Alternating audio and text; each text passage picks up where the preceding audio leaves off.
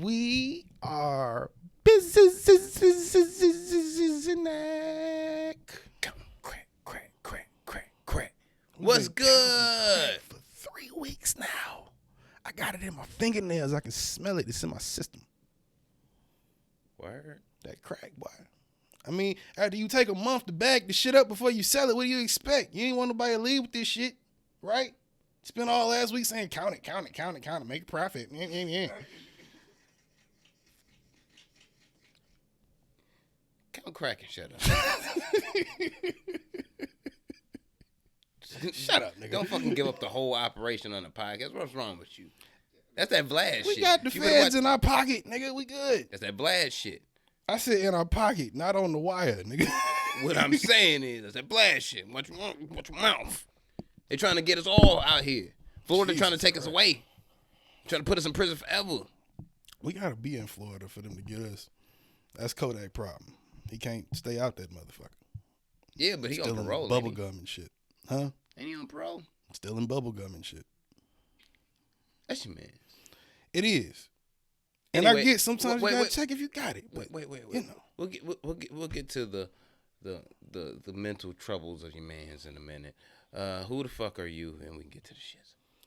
Well, back again. Once again, always and forever, I bees the one and only Busy 93, a.k.a. Detroit Super Gremlin, a.k.a. the motherfucking Can't Go Don, a.k.a. Kwame Khalifa, a.k.a. Busy the Tiki Torch Nazi Daughter Slayer, a.k.a. the motherfucking one and only Captain Dr. Science. I am not in a lab coat today. I figured the white tee was better because I remembered them franchise boys.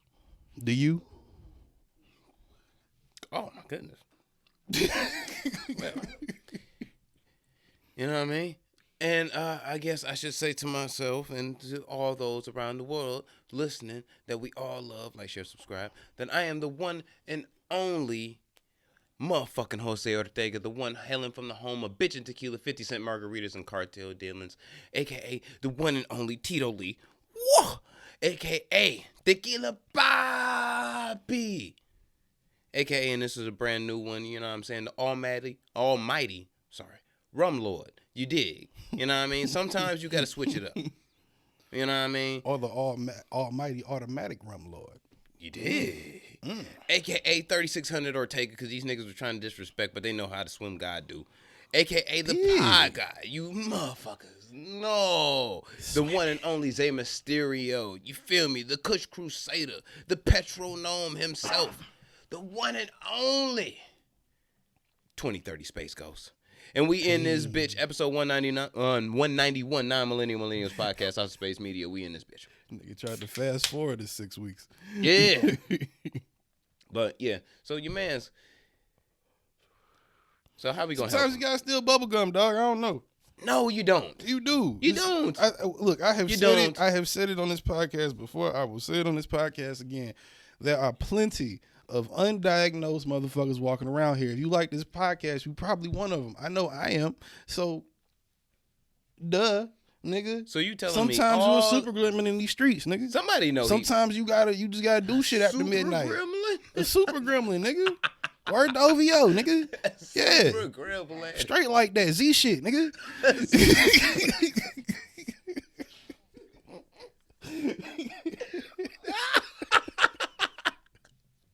Straight like that, nigga. Super gremlin. Sometimes you just gotta eat the fake perk and keep pushing, nigga.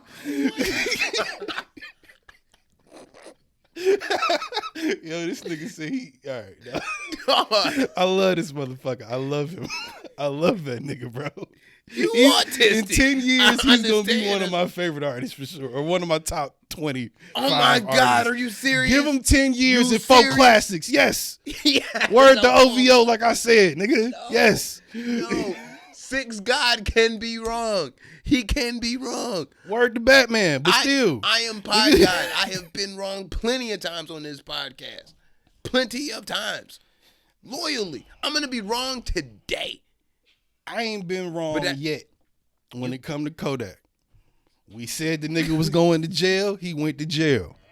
We said the nigga was going to be out for a minute. He been out for a minute. He got that little itch back at bottom. We all from the streets. We know how it be sometimes, but shit, you just gotta scratch it and keep it pushing. The team laughed in his face twice.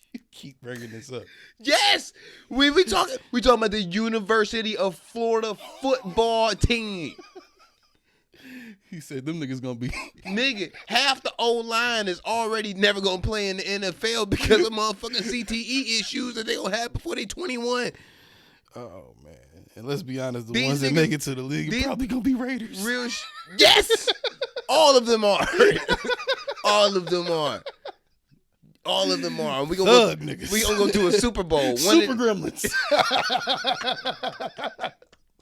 The Super Gremlins of Vegas. You know what? I, as a Raider fan, has figured it out. Realistically, I figured it out. I figured out our woes while we on this real fast. I figured out our woes. What? Our woes is we do not have enough convicted felons on our team. If we get enough, we can make a run for a Super Bowl. We just gonna have to have at least 20 reserves because a couple of them niggas gonna get suspended. Because it's Detroit. You would think we'd have felons on the team. Nah, Ford Motor Company run a clean ship. Yeah. And it's the same thing, you know what I mean? Like, see, that's the real problem. That is the real problem. This ain't gonna turn into that, but that's the real problem. Yeah. Word to Tom Brady. But still, if we get enough Super Gremlins on the Raiders, we gonna win a championship. You mean the Lions? No, I don't give a fuck about the Lions. I said the Raiders, nigga, on purpose. Oh, my bad. I'm a Raiders fan, nigga. Still, since they left Oakland, still. All them thugs, all them dead white women, still. Look, certain people, if you ask Ice Cube, he gonna tell you he's a Los Angeles Raiders fan. If you ask me, I'm gonna tell you I'm an Oakland Raiders fan. 15 years from now, you're gonna ask somebody else who's gonna be doing a podcast, they're gonna be like, I'm a Las Vegas Raiders fan. But me, I'm still a Raiders fan. The heart just is in Oakland. I didn't want them to leave Oakland. I thought that shit was wrong. But still rocking with the team, though. The still St. Louis niggas are still rocking with the fucking with the Rams. Still, you know how that go. I feel like that. I feel like you can't do that. That's like being a fan of the North Carolina Lakers Nigga. before they were the Los Angeles Lakers. It's not. No, just because you like Jerry West. They were Minneapolis Lakers, nigga. You know what the fuck I meant. It was Minneapolis, but still, some white ass place. Look. I'm a fan of Golden State and the Oakland Raiders together. What? Because the Raiders leave the Bay? I'm a Niners fan now? Well, they're not in the Bay anymore. You just don't have a football team in the Bay. I'm not saying you got to root for the Niners. Not that you would root for, is what I'm saying. So if the Oakland Raiders leave Oakland, you just not a you're a fan of what used to be the Oakland Raiders. You're not a Raiders fan. Yeah, I'm a Raiders fan currently is a Las Vegas Raiders fan. You know why? Because the Oakland Raiders don't fucking exist anymore. Neither do the Los Angeles Raiders. Exactly. But Ice Cube still root for the Raiders, nigga. Ice Cube can say silly shit like that. It's not silly shit. You rocking with the team, nigga. The organization is still the same. It ain't like That's different like orders. Saying, you just move the team. Perfect example. Would you accept me saying that I am a Kobe Lakers fan and still not give me shit for LeBron's bullshit? No, you gonna still give me shit for LeBron. No. Just because I became a fan and I'm mostly a fan of that era of the Lakers, got nothing to do with how they playing right now. No, the reason why I give you shit is because you've stated that you are a Lakers fan post-Kobe era and pre-Kobe era. Well, you know, for whatever I wasn't alive pre-Kobe. Whatever. You are a Lakers fan. That's why I give you shit. If you were, I am that person that's like, yo, I fuck with the Lakers when Kobe was on it. But if they moved to New Orleans, I would still be a Los Angeles Lakers fan. I wouldn't be now a New Orleans Lakers fan because it's not the Lakers I like. So you just drop off the face of the earth for the team? Like you just wouldn't be a fan on the team no more? Yeah, pretty much. It's not the same. It's not the same organization. It's not the same thing I fell in love with. It would be the same organization. Like, and as the Raiders is, it's the same organization, new city. It's not though. It's still the Davis family, nigga. It's a different city. I feel like when you change cities, that goes into changing everything else along with the team. Because like we see with Las Vegas, city actually does have an impact on the players and how their output. Absolutely. That's why we need to get a couple So, of fucking yeah, it's not convicted the felons same. on that bitch. We gonna get in that motherfucker, bro. You already got convicted felons. Y'all cut them all because they keep killing white women. They keep getting drunk, driving cars, gambling, and killing white bitches. If you get enough OJs, one's gonna pop. That's all. That's all I'm saying. One's gonna pop. Enough OJs. Nigga. What? Wasn't one enough? Ain't nobody beat his record yet. What are you talking about? Cause they won't. No, didn't Adrian Peterson? Yeah, he did beat that a couple years ago. Yeah, I was saying, you know, they don't. Or did he come close? No, Because didn't he shoot himself and go to jail too? No, that was Plaxico Burress. Ah, right. Okay. He shot himself. Damn, sport. The NFL's fucked up. Thugs, nigga. Damn, the NFL's fucked up. God. Anyway, you know, sometimes you just gotta be a super gremlin, nigga. You know? Free Kodak mind. Facts. How your mind feeling though? Because it's like, I personally, this is just me. I did not in any way believe that either Mr. Rocky or Miss Rihanna was gonna release an album this year anyway, because they the greatest pump fakers of all time, and they know why the fuck they ain't releasing an album now, don't we? And they can get bags elsewhere quite easily. But nah, they expecting child. I know you hurt. I know you hurt real bad. I saw it coming, but I know you hurt real bad. So you need a hug or something? Nigga, me, Drake, and Chris Brown need a hug right now. Look, nobody care about Chris Brown, all right, except his drug plug. Shout out to him. Look, man. Look, I've been saying for years. When you know somebody's buying 3 bricks a week easily on his own, and all 3 just went to 6. Shit. You thought the last album was long? Oh yeah. Oh, definitely. If I'm that guy, I'm cutting his shit down a little bit, just because I'm like, I can't let this nigga just die, because I know he goes through Chris Brown pain. will fight this week. Chris Brown will fight you. Stop it. Don't play with that boy right now. He won't know. Don't play with the light skinned R&B god. He won't know. Don't do that. He won't know. He won't know. But because he gonna cry a lot, so it's like I can't just have him like up all day, every day, all the time. He gonna have a heart attack and shit. The nigga only like 32. Like, God. All I'm saying is this, man. Look, I guess you right. I know you hurt point. Well, yeah, I am. Drake hurt a lot. I hope Take Care 2 is fire. It will be. But at some point, I figured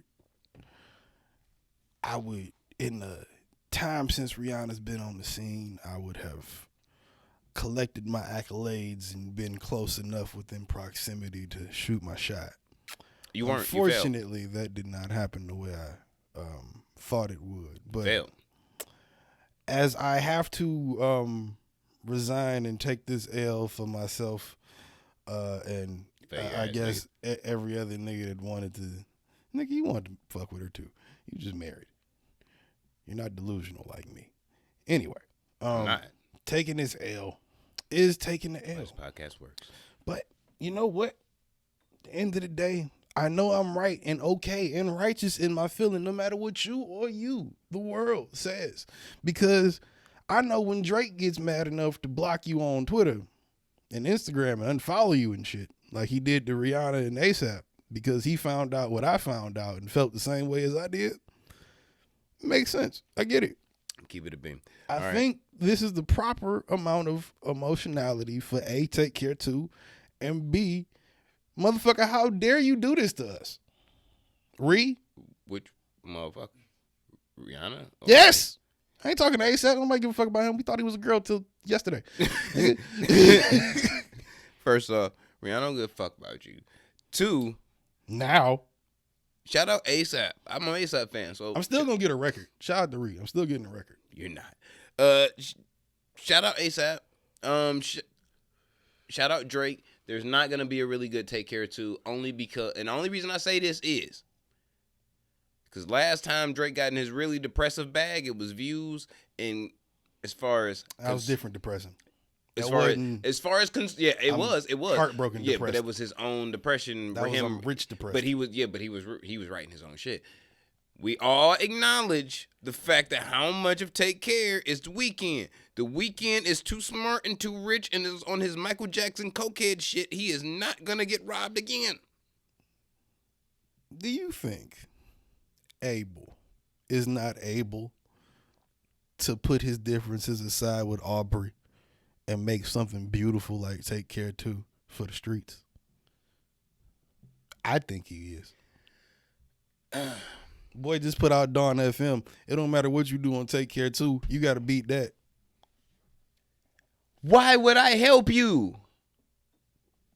I can help you write your best song. I can write something I think is good for you, and you critique it and make it better yourself before you put it out. I can't make you make a better album than me just because I helped you with your album. No, yeah, I'm not helping. No. You either got the shit or you don't. No. You got your own plan for your shit. I can only help you what you asked me to help you with. Abel smokes good, snorts good cocaine. He is not gonna cave to Aubrey this time. He's not. He's not getting no chop no more. He ain't getting that Toronto chop. He getting that Colombian white. I feel like he was somewhat getting that beforehand. It was Toronto chop, man. Nah.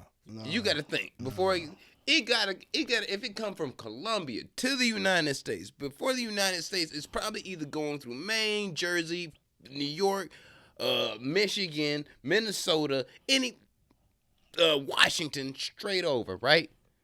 And then we've been saying by the time it gets there, then it has to get to Toronto. No matter how where it came from, it has to get there. You think that shit ain't motherfucking karate chopped down like Future before it gets there, bro? He ain't getting.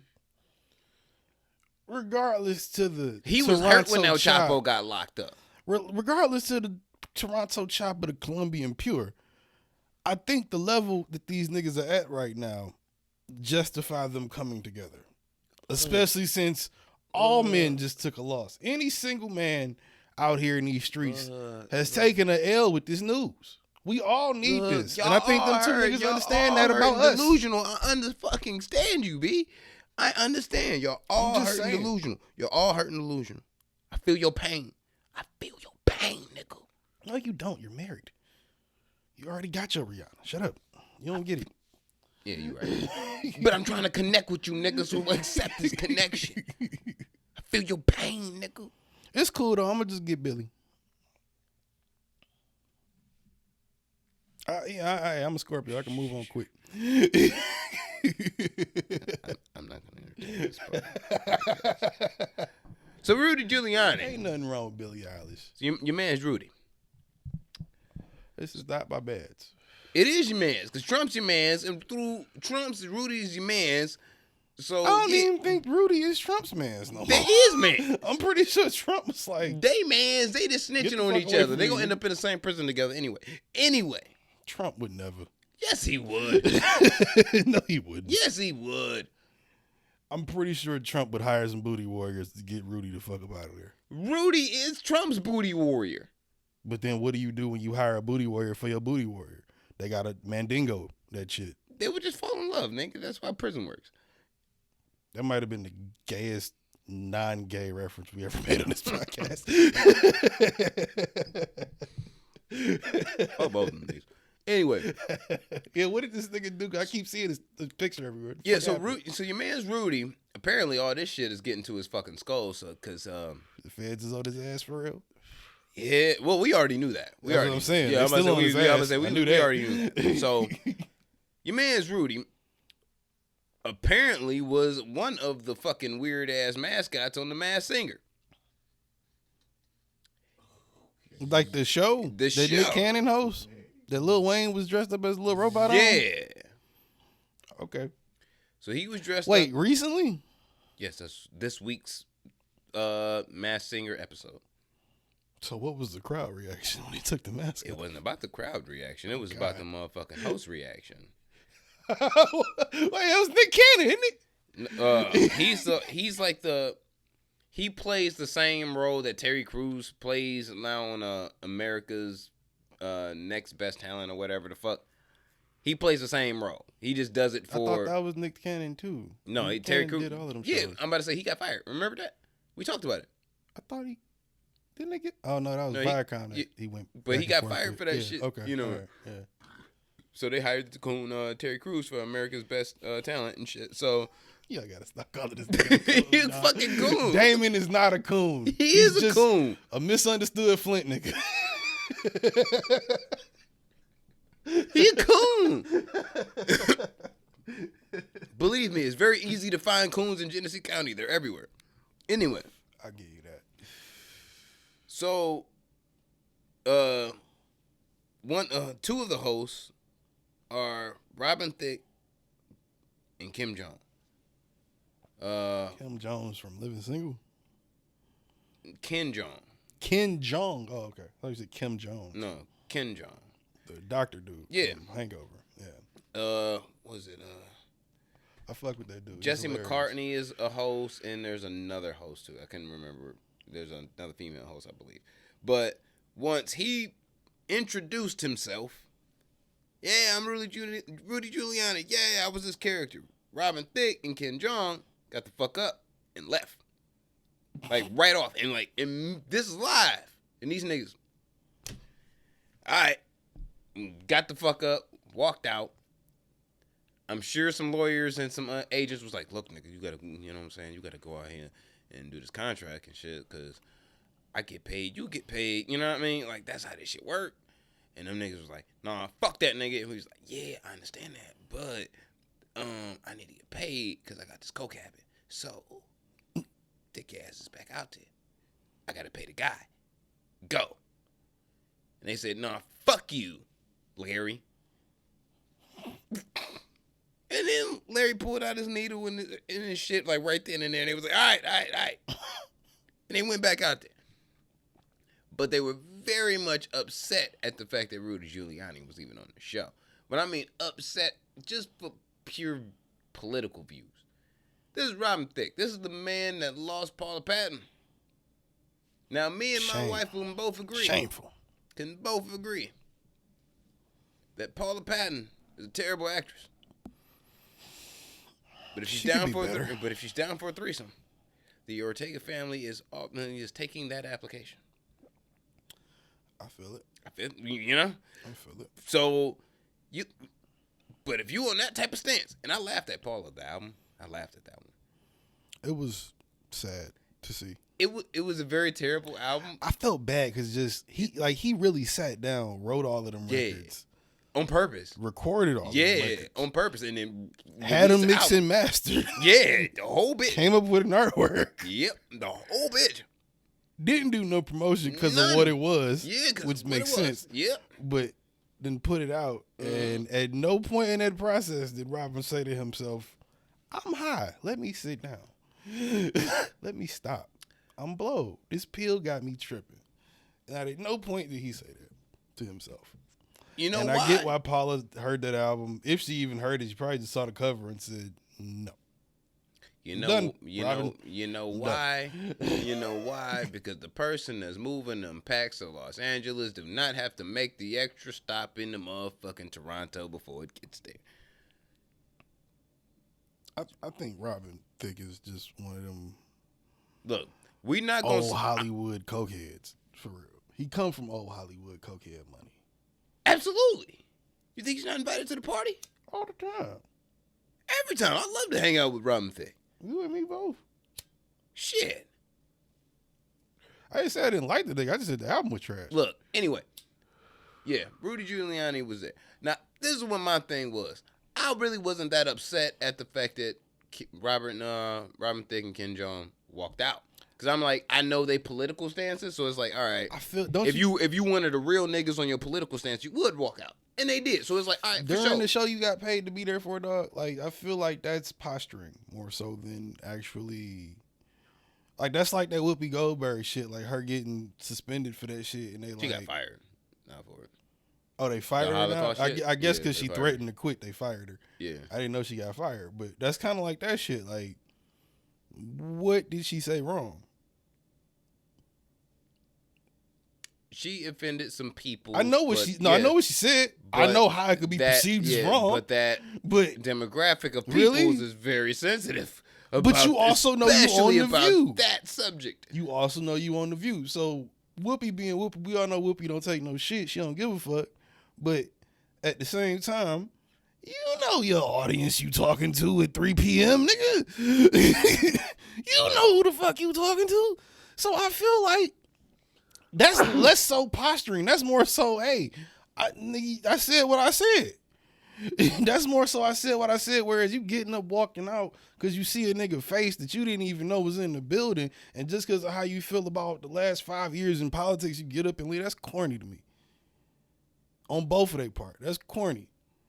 I told you during the fucking I might have rolled my eyes when that Sacha Baron Cohen shit fuck dropped up the whole production.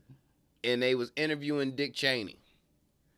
That was hilarious. I love If that. I He need to walked- bring that show back. That was amazing. They do. I actually looked like a couple years ago to see whether he Who did was a segment. America? Yeah, Showtime. If you ain't seen that shit, Showtime, send the fucking back. Yeah, Showtime definitely send it back. Anyway, when that fucking show happened, and I told you when we was in the room, 'cause we watched the episode. Yeah. Because that shit had me cracking up so much you niggas had to see it. I said, like, yo, if I walked into a room, you told me we was doing an interview, you didn't tell me who I was doing an interview for. I told you exactly this, and it was this, I would walk out. That's probably not what happened prior to the taping of that episode.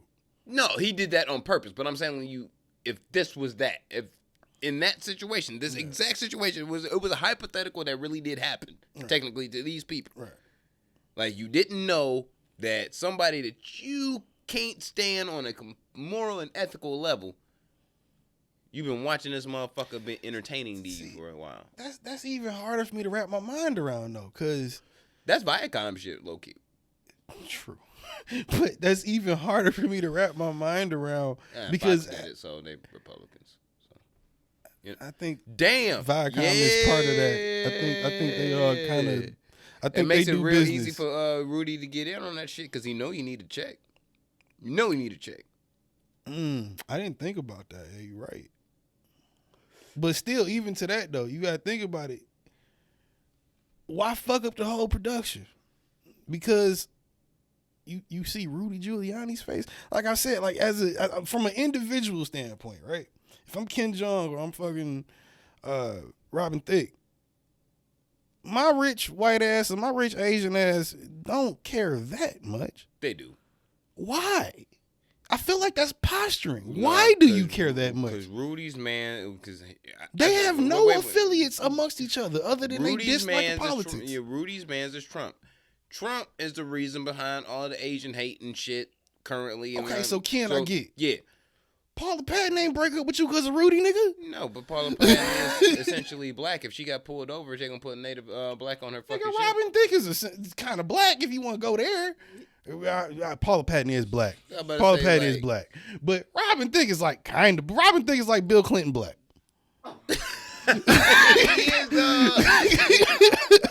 know what I mean? Like, but essentially, it's like, yo, he got mixed children in this world. You think he's gonna be agreeing with any of the fucking policies and thought processing of Rudy Giuliani? No. I feel like Rudy wasn't no shot caller in that situation, though. So what you mad at him about? Especially when Rudy was not a shot caller. Rudy was not a shot caller. Rudy was a piece of shit pre-Trump, nigga. What the fuck you mean, nigga? America loved Rudy Giuliani pre-Trump. He was America's mayor before he started kicking it with that nigga. What are you talking about? Kwame was America's mayor before. That was only to Detroit niggas. Nigga, to me, nigga, that's who I am. Ever since 9/11, America, nigga, he was the dude. Nigga. Kwame was for us. North End Harlem, nigga. All I'm saying is Kwame was the mayor of the year every year through my lifetime. That's all I'm saying. Kwame was mayor of the year even when he was in prison. Yeah. And now that he preaching. Free He's still Kwame, mayor nigga. of the year he preaching. Free That Kwame. nigga got a church on Instagram. He do? Yes, every Sunday he preaching. Swear to God. Shout out to that nigga making that Him and money. his wife. Nigga started a church. Or he preaching for another nigga church or something. What? Hey. Brady. Oh, he shouldn't have retired. Oh. He shouldn't have retired. I'm out here. So moving on. Yeah, your man's retired. Low key. I was bullshitting.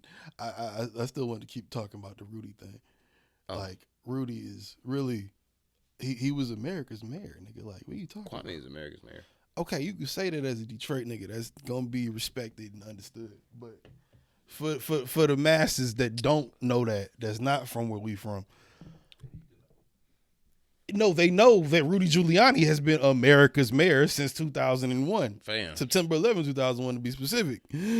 I've got homies in New York that have been to jail recently because of bullshit that Rudy put in place that is still carried over to today in New York. Hey. I've never been pro Giuliani. I didn't say you were. I said the perception of Giuliani was lovable ex-mayor that got America through one of their hardest times in the city it happened from. That was the perspective and the general perspective of that nigga prior to 2016. You know how many niggas would have been eating if they would have let Kwame out and let him trap through the recession? You know how many niggas would have been eating? You know how many niggas would have been eating? Nigga Bush would have put him in the cabinet. He was a crook too. Exactly. Be honest. But what I'm saying is, you know how many? Look, we could have been Sosa 15 years ago if they would have just let Kwame be free. And let's be honest, some people would say the new mayor of Detroit is America's mayor. Out of all the mayors that get public spotlight, he's probably the quietest one that makes the most sense. He's quietly buying up everything and gentrifying the city, but look, he's lovable, right? like that. Giuliani in the 80s with the crime and shit. Yeah. Fuck that shit. Royce the 5'9" should be mayor of Detroit. Yeah. And he has like a white enough name, like regular name, to where it wouldn't be too scary to white folks if he like actually ran under his real legal name. I feel like Royce Montgomery is a solid name for politics. Ryan Montgomery. Right, yeah, it is Ryan. Yeah, Ryan Montgomery. Yeah. So, yeah. You know what I mean? He can go off on that shit. I don't think I could definitely see a 50-year-old fucking Royce the 5'9" politician. You feel me? I can see that. Me? I do not think in any way Big Sean should run for Detroit politics because he's gonna do it. He's from Southfield. He's not. It's not fair. He's gonna use his grandmama address. We all I know he is. Like all West Side niggas do that from Southfield. House of Spades Media is never getting the first Big Sean. I don't want one. I don't look, we fam. Ain't never signing that off. I mean, look, that nigga ain't gonna clear shit. You know I'm right. You know I'm right. You know I'm right. I'm sorry, Sean. I didn't say you this know shit. I'm right. You know I'm right. George is sorry from behind the camera. No, he not. Sorry. No, he not. No, you don't do music. Fuck you. No, he not. He rocking on my side now. Like, nah, I'm taking George. Nah. This is why George needs a bike. He don't. Like, nah. Look, he from Southfield. It's all good, though. Royce the 5'9" should be mayor. Royce over Trick Trick? I feel like Trick Trick will fight you. I feel like Trick Trick will fight you over that. Nah, not Trick Trick, bro. Because it's like, and it's like I love Trick Trick. Because that's the reason why I punch people and take chains. So he's been a role model for a long time. But you can't quote one of that nigga's lyrics. You can't get mad at a fucking council meeting and then be like, yo, fuck you, nigga, and punch that nigga in the face and then take his briefcase. You can't do that. If you the mayor, can't you, nigga? No, because Kwame did it. Look what happened to him. Kwame didn't punch a nigga. He had a nigga killed a stripper by accident. Allegedly. He got blamed for it. He never did that. I said a nigga killed a stripper and he got blamed for it. Allegedly, he killed a stripper. It's not the same thing as punching a nigga because he said he wasn't going to sign off on the city council meeting. Nigga at a council meeting. Bullshit. You can't do that. They do it in Brazil. They throw chairs at each other in England, nigga. What are you talking about? This is America. We supposed to we should start throwing chairs, nigga. Boondock shit, nigga. Act like we supposed to have some class. We need some nigga moments in politics, goddammit. We do. That's what Trump was trying to do, and you niggas still fucking don't get it. See how I switched that up there? Cameron for New York mayor. Anyway. Yeah. Y'all ain't think that was coming on. It'd be better than that bum ass nigga that I seen on TV the last couple days. They new mayor is a coon. What happened to Como, bro? What you mean?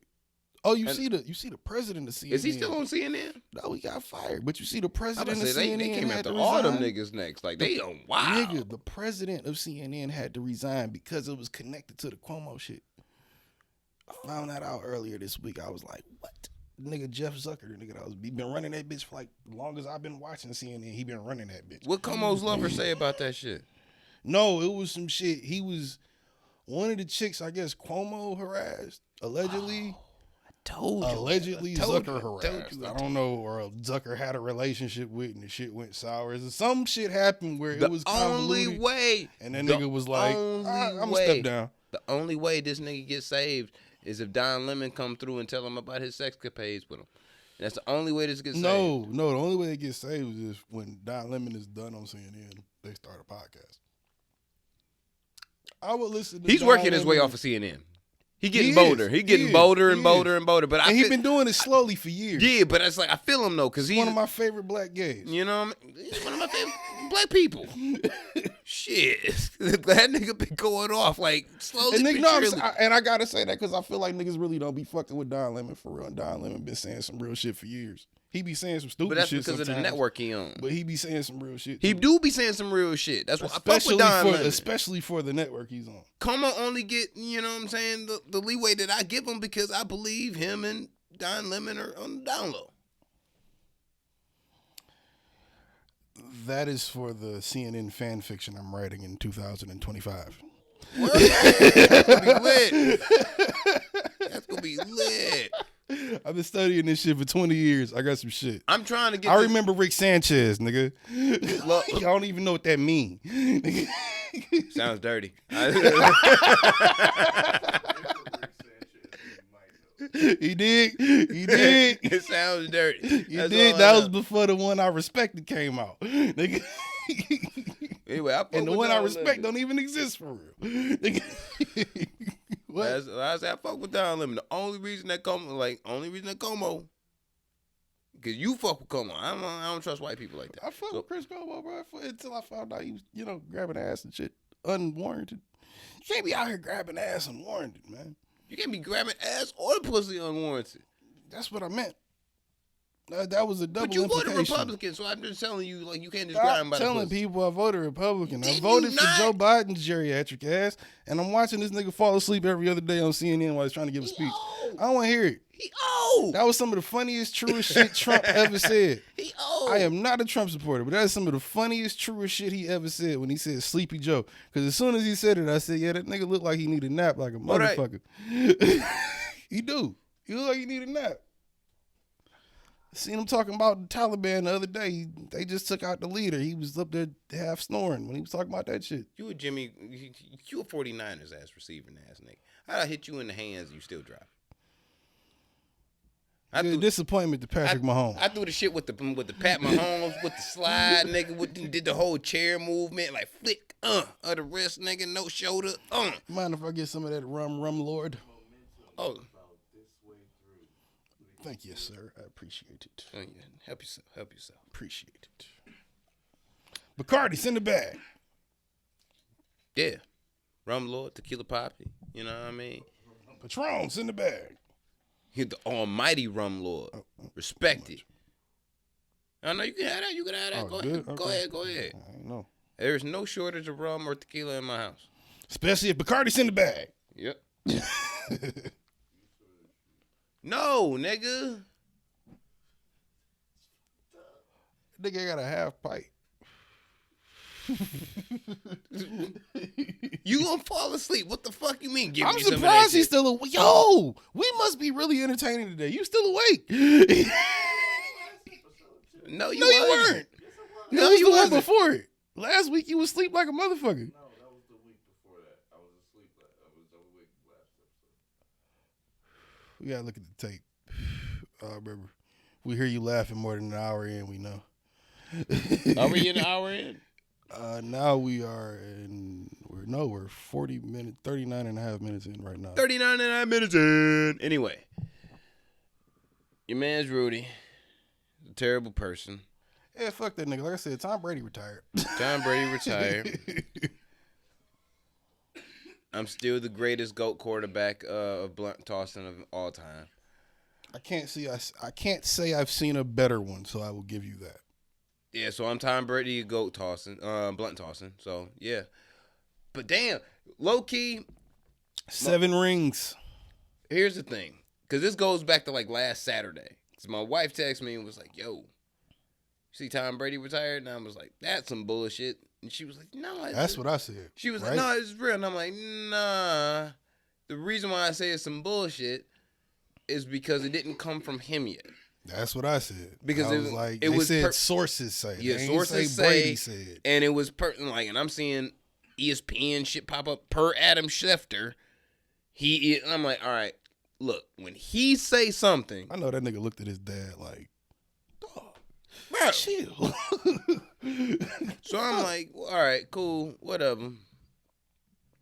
I hear it when I hear it. So then they're like, within that same day, same Saturday, day after we record this, they withdrew everything, saying like, he's still in consideration but hasn't made a decision yet. And I'm like, yeah, okay, exactly what I thought. Move forward to Tuesday, I see it and like on Instagram, I'm like, oh. Because in my head, I'm thinking like, shit, I'd run it back. The only reason I say I'd run it back for one more season is because Chris Godwin tore out his ACL, so he'll be back next year. Mm-hmm. So at least I have my Mike Evans, Chris Godwin's back. Chris Godwin's back. I didn't have Leonard Fournette for a part of the year because he got hurt. So I can bring that nigga back. Gronk will come back if I come back, so that's just a legit thing. And we won't have the spectacle that is Antonio Brown. So it's like, all right, cool. I would come back to run it back one more time. If I come out with one, cool. If I don't, cool. Do you think that played into his decision of not coming back? And it's funny, we did a great transition because we went from Giuliani and Trump to a Trump supporter, which is Tom Brady. But that was kind of a dope transition. But do you think that played a part in the decision, AB not being on the team and signing to Donda Sports, which we'll get to later? I think that played a part in the decision. No, what I think is a part of the decision, small part, but a part. The decision was the same thing that got to Kobe. Rest in peace to the dead. R.I.P. Was when you don't mentally have the drive to keep doing it anymore. I don't believe that's Tom Brady or Kobe Bryant. No, they both said the same thing. It was like, I don't believe when they said it ain't like you don't love the game. It ain't like you don't want to be involved in the game. But you don't have the mental to get up and feel like doing this shit. When you're out of the fucking, if you're in the huddle in the fucking second quarter with 9 minutes to go, and all you thinking about is, damn, Giselle did make that motherfucking vegan pasta. Can't wait to get back to the God tonight. Damn, that shit gonna fuck that shit up. That shit gonna be fire. When you at that point. Yeah, nigga, I shouldn't be here. If you in the huddle thinking like that, yeah. And that's what he's like, in so many words, essentially saying, like, I'm not in it the way that I was in it before. I'm not giving the same amount of time and attention, that 24 hours a day of thought and craft into the game to be able to be great at it no more. And once I don't have that, I'm going to walk away. Why not? I think you're right to a degree. Only because had Kobe, God rest the dead, been given enough time to keep living and doing his ventures, I think despite the business acumen he was accruing or accumulating, I guess is the right word, give it 3 years, 2 years. Niggas like them just need a break. And yeah, they gonna eventually stop. But it's not like Kobe was gonna stop. It's not like Tom Brady's gonna stop. Dog. He's give in him his 2 early years. 40s. Give him 2 years. He gonna pull a Brett Favre and go do another season and then come back. No. Yes, that happens. Think about it. When Kobe walked away, he was ready to walk away. When we said Brady was gonna walk away, he was ready to walk away. What they call it? Kobe is a MacGuffin because technically.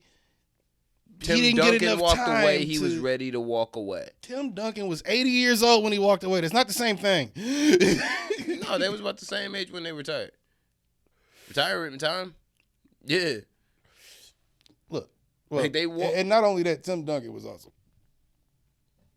Multiple time His MVP, knees, you know what I'm saying? 5-time champion. Them niggas walked away when they wanted to walk away. I thought Tony Parker was gonna run it back, but he didn't. He took that one deal I in didn't Charlotte feel like and then that with Tony. bounced. I didn't think he was gonna do that. He got 4 of them bitches. But look, this is what I'm getting to. This is what I'm getting to, really. Like I said, I think people like that, Kobe, Mike Tyson, Tom Brady, you name it. Those guys that are top tier, Jay-Z, whatever area of competition you want to think of. Guys like that don't stop. Even if they stop, they don't stop. What I'm saying, they go eventually your on to body- even be great coaches and shit. That's don't what I'm saying. stop. You can retire from playing the game. But that's what I'm saying. you- I think niggas like Kobe, specifically with that, I was saying Kobe and Tom Brady, I think hey, Kobe can get enough time. Niggas like that just want to break for a minute. Maybe I'll come back and play for somebody else. I ain't never played for another team since my first season. Let me go back and play another one. Who knows? Just to do it. I think Jordan did it. If we say, yeah, How did I not mention Jordan in that lineup? What You I'm know what I saying mean? is, Like you get completely fucked up. What I'm saying, it's not saying like I believe Kobe was going to become the greatest fucking female professional basketball coach to ever live. I think he was on that accompanying road. the greatest player. Yeah, I think he was on that road to where it was like, nah, nigga, no matter even if you say you ain't gonna do it right now, you gonna do it. When that comes, you gonna want to be a part of it. Yeah. You know what I mean? Because it's gonna be a challenge to you. You gonna But do I it. think he had another season in him. That's what I'm saying. No, his body. That's why I wasn't really trying to twist what you're saying. But that was just did you see that? Like, look, elaboration of what I was saying. I'm sure you saw the game that was the 60-point final game that Kobe had. I'm sure you watched that game. Of course. But did you watch that season? It was not great for him physically. Yeah, no. You know what I mean? The last two weren't. And you could tell it's like you tired of getting up and trying to do this shit. You got to do the practices. You got to do the travel and to do, you know what I'm saying, get back in it. Nigga, Dirk Nowitzki was, oh my God. All right, this is one of my best examples, and we can move on off of sports or we can just keep on going on. But this is where I'm going to leave it at. Dirk Nowitzki's last year, I remember watching the game. I had my young daughter in my lap. My wife was next to me. And I'm watching this nigga like literally do one of these. By the time Dirk stopped, it looked like it hurt to get up the Yeah, court. I'm like, yo. That shit was, yeah. I he can needed to tell chill. your knees hurt, bro. Yeah. I can and that was, matter of fact, that was the year before he retired. I'm like, nigga, you just need to sit the fuck down. It's okay. It's okay. I can But he tell one of this them shit niggas hurt. that's so tall. It's like he's so tall. He been doing it for so long. It's like, Nigga. come on. He was always Relax, bro. slow. He was always slow. He was he was never fast. Yeah, but never he was fast. noticeably slower. Yeah, it's like you can. He's slow at the level he at when he was, because it was like shit. Nigga, you could tell that shit just hurt. Like you could tell the cortisone in his knees it's just not enough to relieve that pain. Grinding together. Yeah, that as he shit was running up the really court. fucking hurt. So, it's a point in time when your Shout body. out to him and his black wife. Yeah, shout out to them. But there's a point in time that you do get your body starts to say like, nah, fuck you. And then when your mind is like, I'm not in it. I say, and that's football too, fam. Like, we gonna get off sports after this. and he a skinny motherfucker for real. I say Kobe because if you gave Kobe, especially, think about it. Just think about it. You bring time out. You Let me bringing get this up thought out. hypothetics though with some Of shit course, that didn't happen. that's the only thing that you can. If that nigga didn't tear his Achilles, it probably gets 2-3 more years out of it. But that didn't happen. No, I'm yo. saying where he was at. Let me get my point out, bruh. Tom Brady, I feel like got another Degradation. season in him. I feel like he didn't. Yeah, that's why I say AB played a small part because AB got that shit in him like Rob got in him, Gronkowski. Nigga, that's why he want to play with them niggas. If he thought he could get another season that was worth something out of them niggas with him being there, he would still be there. Don't tell me, God rest the dead, if Kobe Bryant was not still alive, he would not see what LeBron was trying to do with the Lakers, and maybe not this season, but maybe next season be like, let's see. And don't tell me that shit wouldn't be fucking insane to watch. Bad knees and all. No, nigga. All of them geriatric niggas running up the court together would be beautiful. No, nigga, look at what you watching right now. You a Laker fan. You watching Russ. I feel like if Kobe was there, it would be better. No, it's not going to be We all better. know if Kobe was there, it would be better. No, that nigga was checked out. You can have Kobe's ghost there, it would be better. Like, Jesus fucking Christ. You got like Russell Westbrook. Jesus Christ. You got motherfucking Carmelo Anthony. I love Melo. God damn it. All the way back to Oak Hill days. Like, you talking about Carmelo Anthony, who's on the ends of his career. You got always been shitty Dwight Howard ever since he left Orlando. You got old ass Trevor Ariza. He's the one with the hurt knees. Matter of fact, you talking about AD? AD got D Rose Trevor knees. Ariza wasn't a factor on the Lakers when he had knees. Yes, he did. Yes, he was. Barely. He was Like his second, third season there, he did something. He has his 2 rings with. And then he really did something when he went to Atlanta or some shit. That's when he turned up. No, he got his 2 bitches with Or Houston, wherever he went. He turned up when he went there. Yeah, but he got his 2 bitches with Kobe. He got 2 off the bench. He did his thing though. No, the first year he was off the bench. Second year he wasn't. He was starting in second. Yeah, you're right. But yeah, he got his. Shout out to Smush Parker. Don't do that. Don't do that. Anyway, man. Enough of sports. Don't do that, man. We ain't doing that shit here. I don't fucking fuck with so much power. It's like I don't fuck with Young Buck. I don't fuck with Young. You don't fuck with B Unit, nigga. Nah, he a booty warrior, bro. B Unit, nigga. What the 50 call it? By Unit, nigga. You know what? You know what? I give 50 a lot of shit sometimes. But then I realize I be telling you this nigga be right. He just be mean sometimes. You can be right and be mean, nigga. Me and 50 got a more alike than, you know what I'm saying, than I give credit for. Because, yeah, I do agree. He's funnier than you, but yeah. I don't think so. But I will say. Well, he's funnier than you in Instagram posts, I'll say. I completely agree with the fact that when he said he want the world to forget G Unit, I agree. I would have said the same thing. I would have said the same thing. Just, Yayo's my best friend, and remember me for bringing you Banks. I don't know them other 2 niggas. You said the what and Young who? I don't know them niggas. What? What? The Game and Young Buck, nigga. No, you want to forget them for sure. Nah, Game was actually. If I'm 50, I want to forget all of that. You want to forget Game? Game and 50 were just the same nigga. Too much. Yeah, like they were the same nigga. I've met niggas like that and gotten cool with them, but before I got cool with them, I've seen him. And I'm like, I'm either gonna be cool with this nigga, or I'm end up fighting him. I feel like they both had. I feel like Game had that feeling, and he played it out.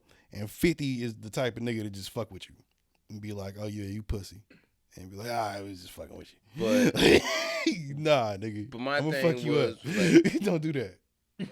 Fifth was like 3-4 years removed before Game came. Like, removed from the hood before Game came. Yeah, he was still willing to stab you though. Yeah, but Game came fresh out. Like, that's what he was like, nigga, I rolled up to the fucking studio with 70 Bloods, nigga, but that's all. And we had that shootout in the fucking snow.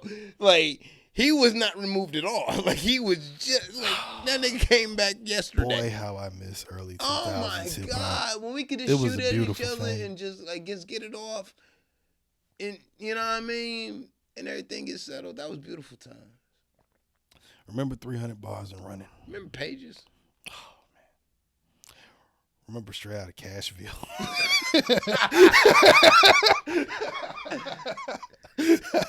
Dog, how you keep getting put in positions where how you keep putting yourself in positions? Let me just read this, Jen. What the fuck was this shit? Read it, because I just saw it from 50. And I was like, that's your man. ass. I told you every team need a couple of young bucks because, you know what I mean? Somebody's willing to go to jail and ain't willing, you know what I'm saying, ain't afraid to live by them rules. For some reason, niggas just like to play themselves without seemingly knowing they playing themselves. And I've been a victim of it myself. I've done it to myself. I know how it feels, but not to the degrees that some niggas do it. Oh, the great young buck is a great failure. He is one of the legendary failures of all fails. He should be on Shaq the Fool. He should be on Ortega's top 5 most dumbass niggas, but not. I give you that. But not He don't go above Big Draco. Hey, Draco a legend though. Or Wodak. Big Draco a legend. Kodak a Hall of Fame coming. What the fuck do y'all niggas be hearing, yo? What don't you hear is the real question. Good music.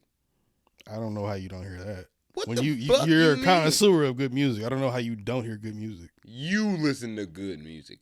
I listen to good music. There's a difference. No. Yes. No. You Ezekielite. How you not listen to good music? No, nigga. You be trying to tell me about the new Big Sean record that comes out, along with all the fat nigga rap. Who? Okay, I'll give you that. But who used to tell me about it before I followed it? George. You. No, you. This nigga's never kept up with the newest anything. No, you, nigga. Right. George said wear FUBU. Right. He don't keep up with shit. This nigga wearing Pelly and shit. And Nietzsche. Nigga, what? He don't really do that. You get my point. Yo, are you saying no if I give you a Neighbor X jacket? Just let me know. Oh, he's wearing it. He doesn't know it's out of style. Wait. He's wearing it. Nah, he's not. Like, because now you done told him it's out of style. Because I saw the look of concern in his face. Like, you didn't let me milk The fact it. he thought about it. Shit. Fucked it up, man. All right. So me and Shanzi can look at you and look at each other and shake our heads. Yeah. All right. Nobody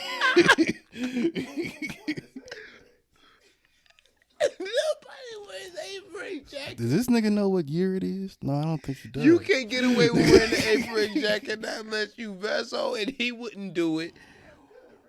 You want some Echo jeans to go with it? Or Rakim. Rakim can get away with it now. Like, the shit that I see Rakim be wearing, I'm like, yeah. But I'm like, all right, it's Rakim.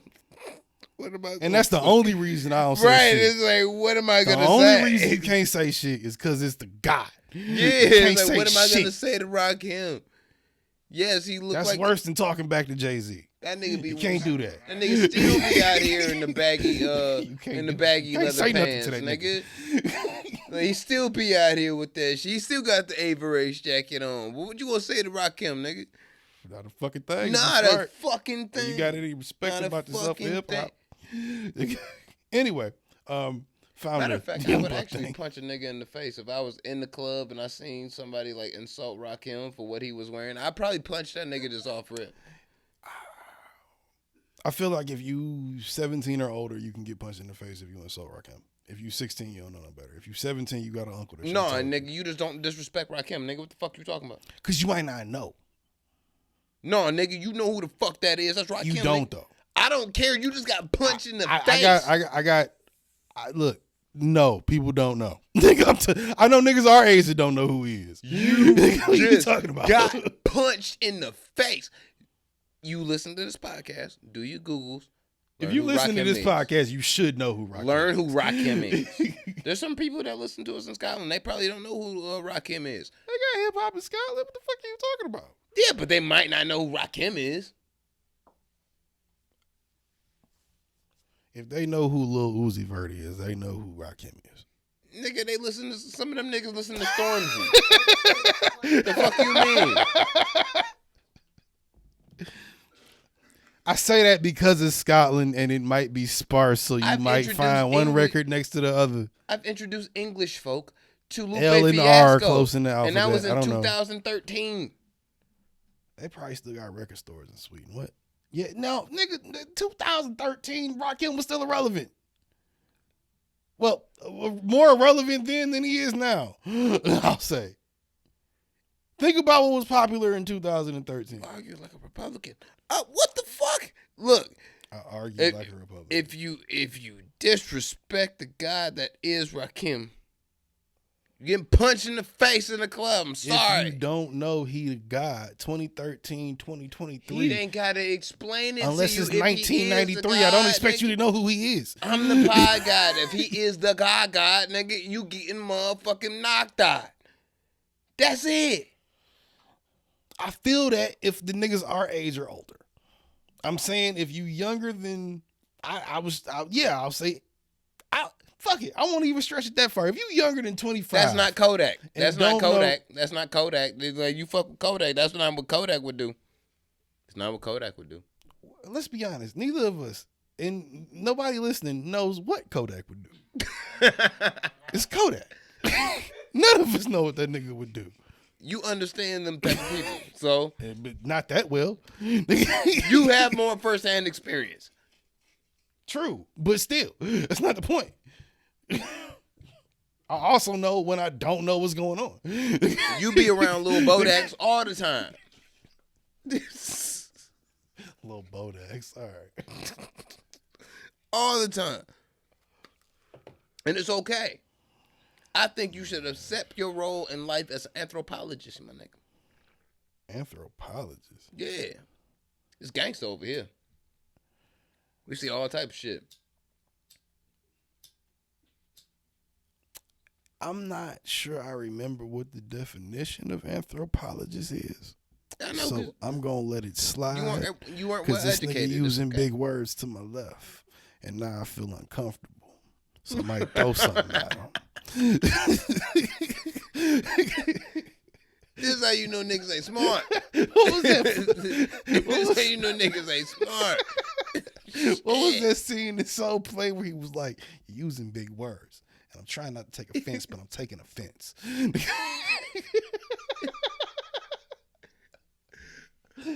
No, that was 40-Year-Old Virgin.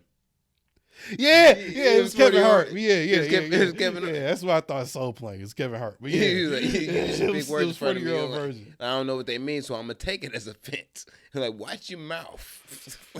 You want it, nigga here now. That is one of my favorite fucking movies. One of the ever. greatest movies of all time Dog. done on no money. Dog.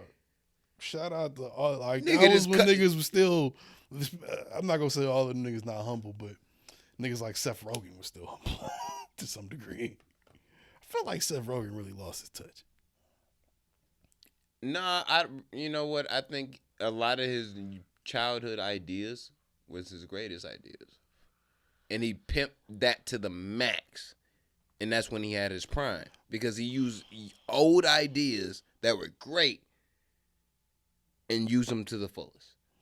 Yeah, But when you can- run out all that shit, it's kind of hard to get back into the zone of when you were a kid writing this fucking I don't think nobody part wants of that a from movie him. when you're 6.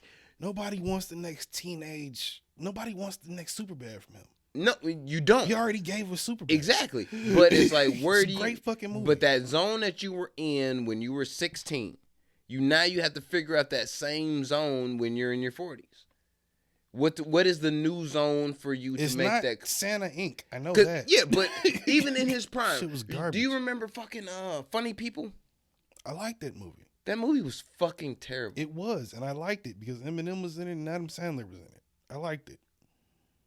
And it was about a stand-up comedian going through a lot of shit, and I was really into trying to do stand-up at the time. It was I was That fully shit into that made movie. me... I went to I paid money to go see Shout that out to movie. my man Trey. Me and that nigga went to go see that shit because he was on the same shit. He's on that same shit now.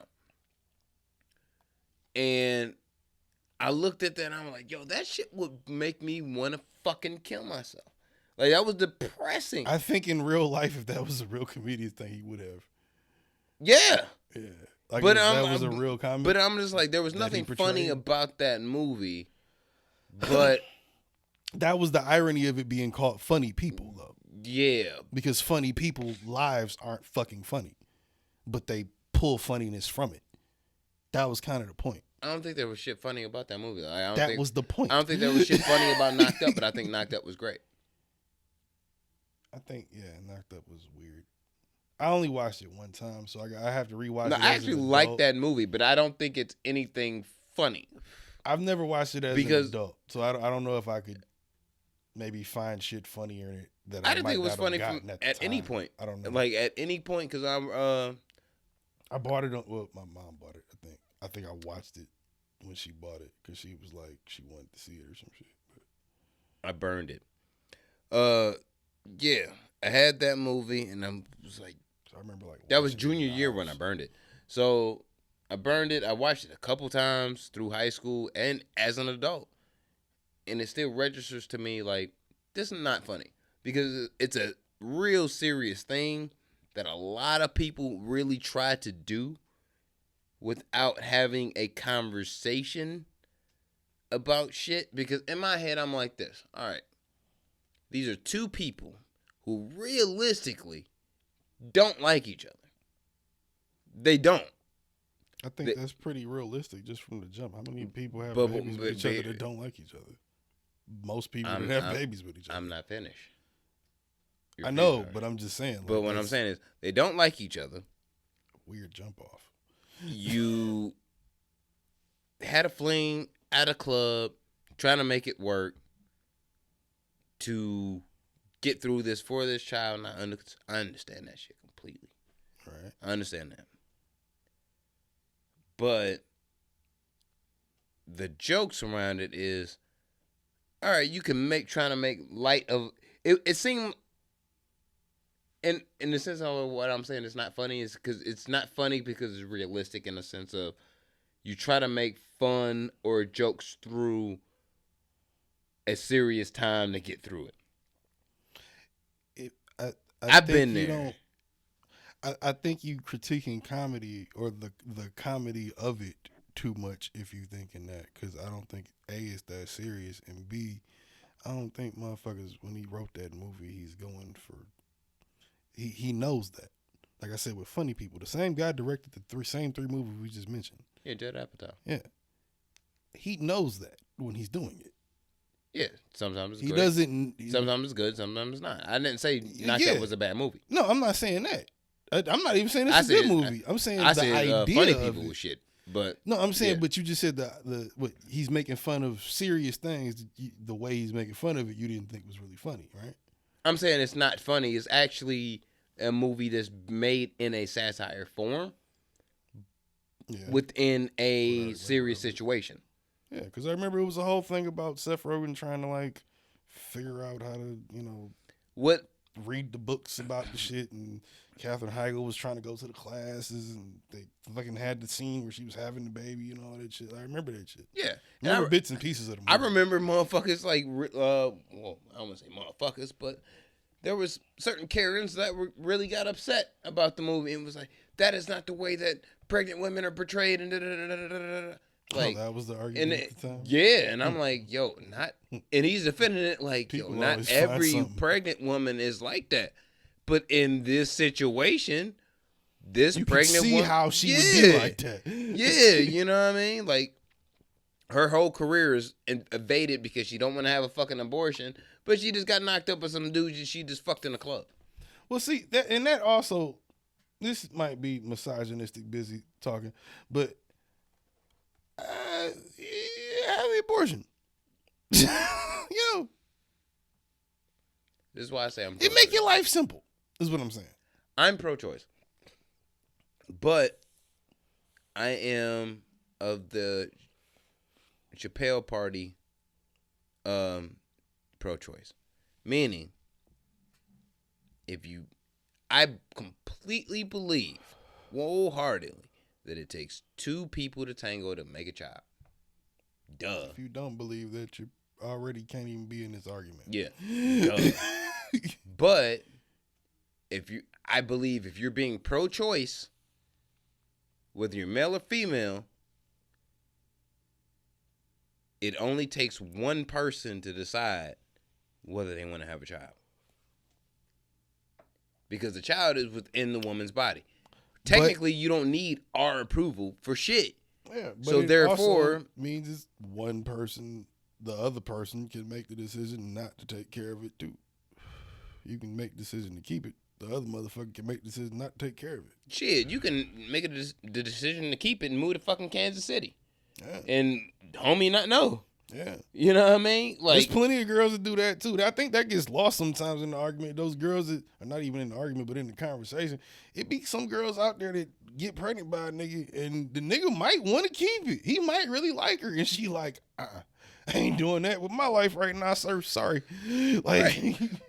You know what I mean? And I do not believe in any way that you should force a woman to do whatever she doesn't want to do with her body. She should be able to do whatever she want to do, but so should the nigga.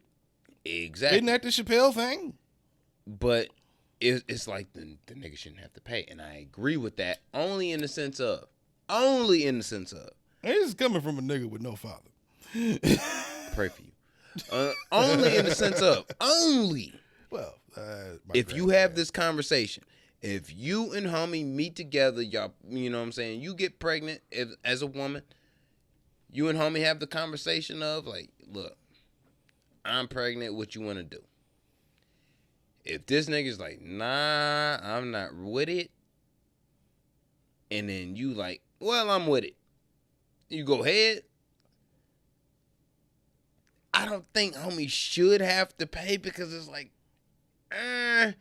we made the decision together, but you went in a different way than I did. I shouldn't have to if I don't want to. But if I want to be involved in my child's life, then I should. If I'm, you know what I mean? But if it's just on some, all right, nigga, I done bounced out, made my decision on my own. You know, don't know, we haven't had this conversation or whatever. Yeah, I feel like most people You shouldn't just be able to pop up on me like 8 years later and be like, yeah, nigga, so this your son. Yeah, but none of those situations, actually the last situation you just said is more realistic than the others because, first off, how the fuck did we get from not fully talking about Young Buck to abortion? We gotta, but we gotta spin this back around the block. We gotta do somehow. a whole podcast. This is anyway a part of this filler. How do you tell a motherfucker? Well, how do you tell a motherfucker something they don't want to hear? Like most people, you saying in these situations outside of a motherfucker showing up on your doorstep 8 years later, 10 years later, 30 years later, outside of that happening, how do you have a conversation with somebody that you might not want to have, don't know how to have, or just never had? You can't. Yeah. So it's not like it's always these black and white. Well, this happens, and then this happens. Oh no. No. There's no black and white within this shit. I feel outside of the only black and white shit is the two people fuck baby. Yeah, that's only black and white. That's it. You know, that's only black and white. Like two people fucking, sperm goes hit ovary, blow, child is made. That's what we do know. Everything else is a toss-up. Yeah, it's complete toss-up. It's circumstantial. And it need to be communicated. And that's what, I was just talking to one of my friends and there's earlier. a lot of times it's not communicated. Motherfuckers don't know. Even when it is, it's not articulated.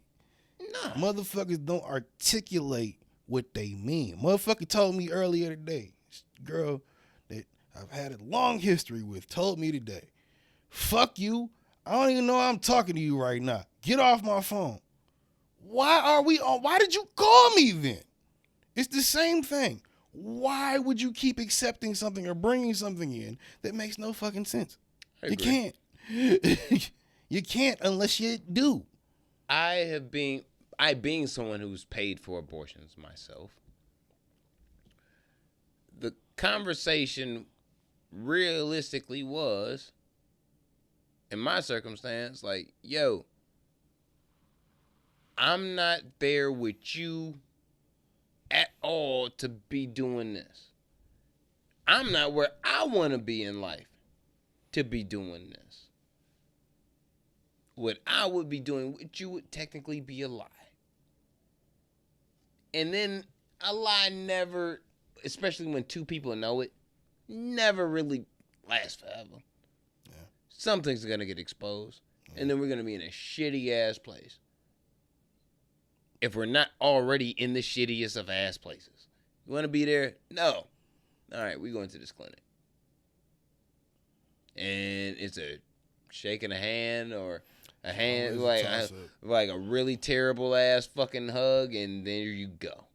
And at the same time, though, it could be a couple sitting next to you that wants to have a baby in the future. They love each other. They got a great relationship, but right now ain't the time.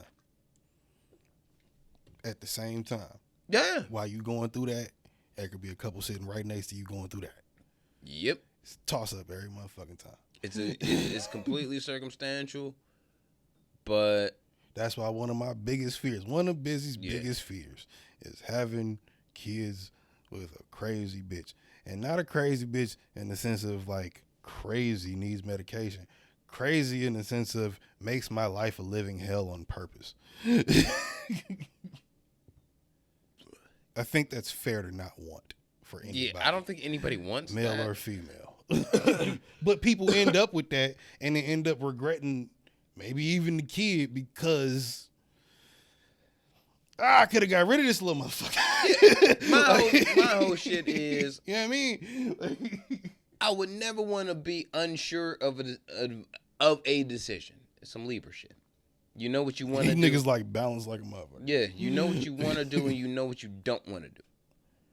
And it's or at least you try to make decisions based on that. You know what I mean?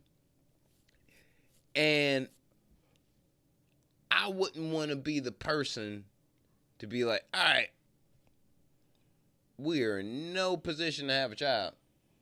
Neither me nor you, but we're going to do it anyway. And then the child ends up in a fucked up position because we made a stupid ass decision based on some momentary thing. It's Busy's number 2 biggest fear. And then it's like, oh shit, we shouldn't have done this. I hate you. I hate you too, you stupid bitch. And there you go. And then you got a making of a little Marshall in the making. Which not a bad thing, but you don't want that to play out that way. No. You know, there's nothing wrong with making another superstar. Aubrey and Dennis still got issues. You know what I mean? To this day. You know what I mean? Like, there's nothing wrong with making another superstar, but usually you made a superstar because there's some trauma there. Fan. Like, Michael Jackson didn't just be Michael Jackson because Joe wasn't there, nigga. No. Joe was there. He was definitely a terrible person, though. Not all Joes are great. Not all Joes are great. I'm just letting y'all know. Nah, this one to the left of me is pretty dope, but not all of them. Nah, like that nigga was... His name is Joseph. That wasn't a good analogy. No, I'm putting it off. His name is Joseph, nigga. Like, we do not call him Chip. We call him Joseph Jackson, nigga. Okay. I'm like... well, anyway... I found the Young Buck article. Yeah, that's what I was looking for. Young that, Buck. Somehow we spun off into that. Young Buck. What's his name? David something. Does he have the same name as the Booty Warrior? Anyway. David Brown. That's a very Young Buck ass name. Young Buck is headed to jail after allegedly vandalizing his ex-girlfriend's property. Authorities say that David Brown's ex-girlfriend reported that early Wednesday morning, Brown texted her that he was going to come over. When he eventually arrived at her home, Brown began kicking the front door because she did not answer. The affidavit went on to say, The affidavit went on to say that Brown's ex-girlfriend told officers that she had cameras on her home. When she noticed that Brown had left, she went outside and saw that he had kicked and damaged both the passenger and driver's side of her vehicle sitting in the driveway. If this is not I'll Slash Your Tire song by Kelly Clarkson, I have never seen it before in my life. But no, I'll bust the windows out your car. That's what I'll bust the windows out your car. My nigga went on that rant. Yeah. Because he be you in it, I guess. I don't know how them niggas operate. But Curtis Jackson does not acknowledge any of those niggas. Branson Cognac's in the back. Fuck it. That's all I'm going to say. Curtis Jackson does not acknowledge any of those niggas. I don't know, man. Young Buck is, I think I alluded to this a little bit earlier. Young Buckery. Young Buck is one of the most. Don't say misunderstood. Don't say that. No, Don't say it's that. not where I'm going. It's not where I'm going.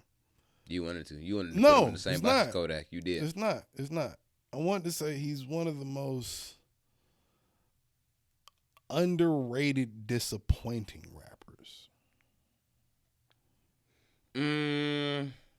I bought Straight Outta Cashville. I wasn't bad. I bought Beg for Mercy. Oh, you nasty. That was a G on it album. How's that nasty? How's that nastier than Straight Outta Cashville? That was LimeWire era. I paid money for both of them, and I downloaded them off of LimeWire. That's how much I liked them. How you gonna pay? I was a real G Unit fan. How you gonna pay and steal, nigga? Because Whatever. M Aftermath, huh? You gonna pay and steal, nigga? But whatever. Because sometimes you want to support. Nah, nigga, you just steal, nigga. That's not always what you want to do. Yeah, it is. Sometimes Anyway, you can be a thief with a heart. Anyway. this nigga. And the rules in this grimy game, nigga. Depends on how grimy we talking. Sprayed 80, the baby woke up. Is that a baby this? Nigga, what? You just say you gonna spray the baby with 80 bullets? No. What?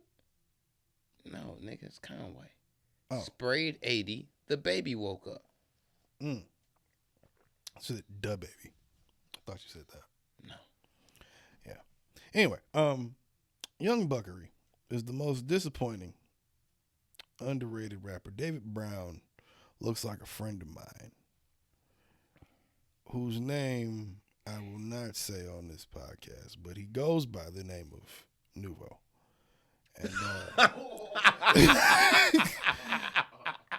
He does look like Young Buck. even though these niggas look very similar, they have nothing alike in common in terms of personality or the way they move, I would think. And that's me throwing my man a bone. But should you see? Is that why you so 50 Cent towards that nigga? Is that why? Is that why? I never thought about that. Is that why? If we G Unit, I'm 50. He's definitely Buck. Yeah. You Banks, you Yayo. Fuck out of here. I'm game. I'm a separate entity. I'm over here. That doesn't fit the analogy. That fits the analogy for like 3 We weeks. too much of the same. That's the only reason this works. We the same, but we not though. They were too much of the same in the sense of too much of the same. I've met too much of the same before. If I'm Superman, we have you enough. Bizarro. Like Nah, nigga, you was Batman earlier. Remember? Yeah, but I'm Martian Manhunter. Yeah, but there's not like an anti-Batman. What I'm saying is like Yes, there is. There's It's the yin Joker. to the yang. You know what I mean? Okay, if you Batman, I'm Joker. It works. It does kind of work. Anyway, what was I talking about? Oh yeah, Young Buck. Disappointment, man. Your man. I've never. It can't still be Tennessee. He has got to be part of the reason for the economy There is of no cocaine more being in the Tennessee. shitter at this point. If you getting 10 a key, Jesus Christ. Who the fuck is your plug? Today? My God. I mean, today those are great prices. It's Nigga, probably That's more baking than soda, great prices. but you know nigga. what I mean. Like, Nigga. they probably selling you powdered sugar, but all right. Shit. You could probably still get something for It's it. 24 for the low packs. For the low. I don't know. That's a super chop. I'm just saying. But 24? Fam. I'm just saying. I'm hungry out here. I heard niggas is talking 40, 45, 46, 43. Whatever the price Oh, may they be. robbing you, nigga. Whatever the price. 40 is a good I don't buy it. I just said what I heard. I'm gonna say I 40 is a don't good buy price. nor The sell. niggas is getting robbed. I They know. are. Like, 40 is a good price, nigga. 40 is where y'all niggas should be aiming at. 40 a key. All I know is if Cashville is still Cashville, it's only because Yo Gotti took the reins, nigga. I can't understand how a nigga I looked at in the Stunt 101 video with the spinner G unit chain on and thought was so cool as Yo Gotti's come a long way. preteen. I'm talking about Young Buck. And Yo Gotti has come a long way. Shout out to him. Shout out Gotti. Shout out to 42 Doug. 42 Doug. My bad. Shout out Moneybag Yo too. He's not from Detroit, but shout out to him. Yeah. Just come never said got time today. You know what I mean? I feel like, to some degree, I don't know, maybe, just maybe, these niggas know what's going on and don't know what's going on at the same time. With Young Buck? Yeah. Everybody, they know what's going on in the sense of like their everybody know Young Buck is a booty warrior. What you mean? We mentioned that 2 weeks ago. Yeah, no. We know that. But the music has never been the same since before we knew that. Sometimes you not a Since good before rapper. we knew that. Sometimes you just not good. But sometimes you are, though. Sometimes you But sometimes you just looking not. like one of the next ones up. Like Tony Yayo is just not good. That's why he just 50 Cent's best friend. Tony Yayo was never really trying to be a rapper. I don't believe the hype. I don't neither. That's why he just 50 Cent's best friend. That's his job. He Be his best friend. That is his only. He has the best job ever. All you gotta do is be this nigga's best friend. Like, that's my homie. Like, nigga, duh. Like, I get a check for being a nigga homie. Like, this shit easy. No, you get a check for the songs he wrote for you, but that would be the equivalent Niggas to like ain't Bill ass and Tony. Look, fam, you rocking an Apex jacket if you really motherfucking listening to Tony Yayo today. You rocking an Apex jacket right now in the code. Curious is a good song. You rocking an Apex jacket right now in the code. It's featuring Joe. Don't tell me it's not a good song. You rocking an Apex jacket right now in the cold. Penguins Mama, outside. I'm so curious. Nigga, what? Try to make you Bam. mine. Bam. Look, nobody took anybody from G Unit seriously. Let's be real. That's bullshit. Outside of 50, and that was 50 the Game and Lloyd Banks, you mean? Nobody ever played with Lloyd Banks. Game was lyricism. technically there for 2 days. Nobody ever played with Game was there for 2 outside of some days. gang shit. Game was there for 2 days. All right? Lloyd Banks was there for a hot minute. But then 50 was like, yo, you a For a hot minute, he was there the whole time. Yeah, until he got tired of 50 calling him too many bitches. And that's why he walked away. Because he wouldn't record music. Because you ain't gonna just keep calling that That's nigga like a how you bitch. do me every week. When you gonna get tired of me calling you all types of bitches? You don't. First off, I ain't Lloyd Banks, nigga. You don't. First off. Make a Grammy Award winning record right you now. keep telling me right write now. music. Write At the music. same I'm gonna just time, write all the music. if you were 50 and I was Where Lloyd your Banks, album I at? would punch you in the fucking face. Where your album? Fuck you. You or Tony Yayo? Like, No, what? if I was Tony Yayo, you would be writing my records. When to write your records? You can't write. Damn.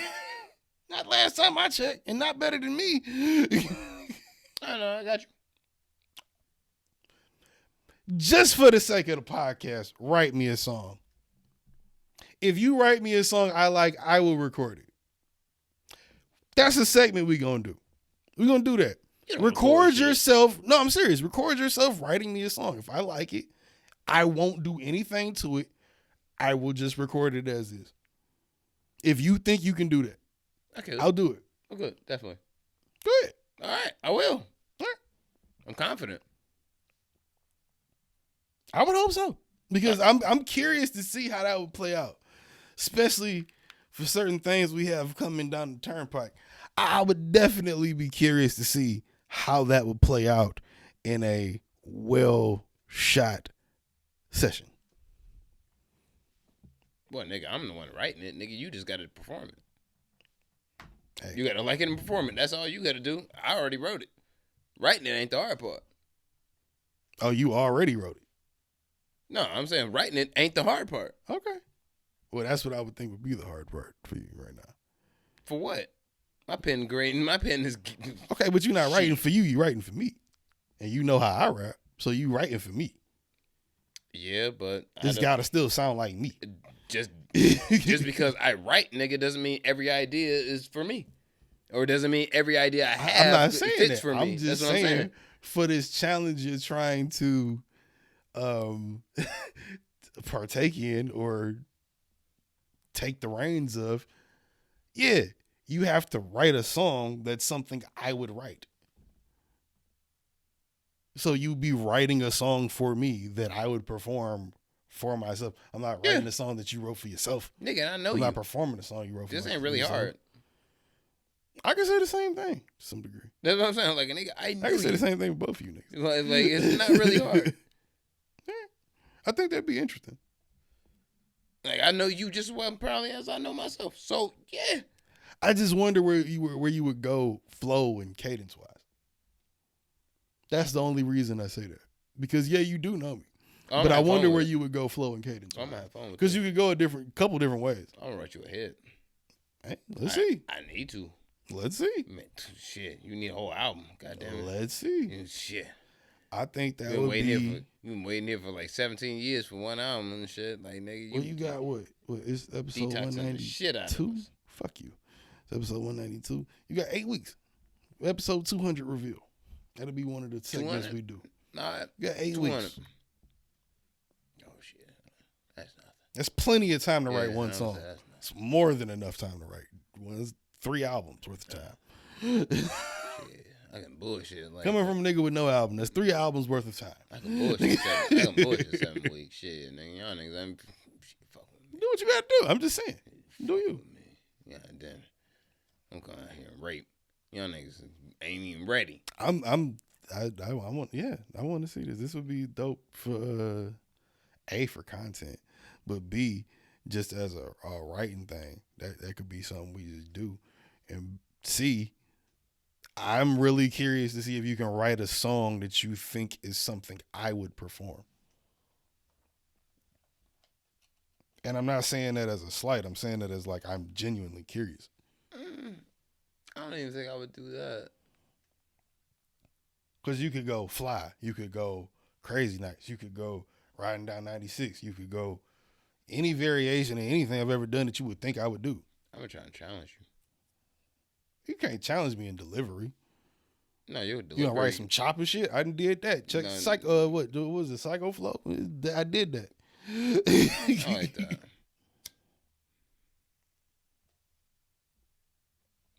I think that would be interesting. I'm gonna challenge your ability to deliver, not the delivery, but your ability to deliver. Well, that's assuming you write something that would be challenging for me to deliver. I speak 2 languages. I'll be all right. Okay, we're not using Spanish. I'm saying, I'll be all right. You're not about to throw a bunch of words I don't know and can't pronounce. I'm just saying, I'll be all right. And I think as a matter of fact, now that I think I have thrown some Spanish in some of my raps somewhere.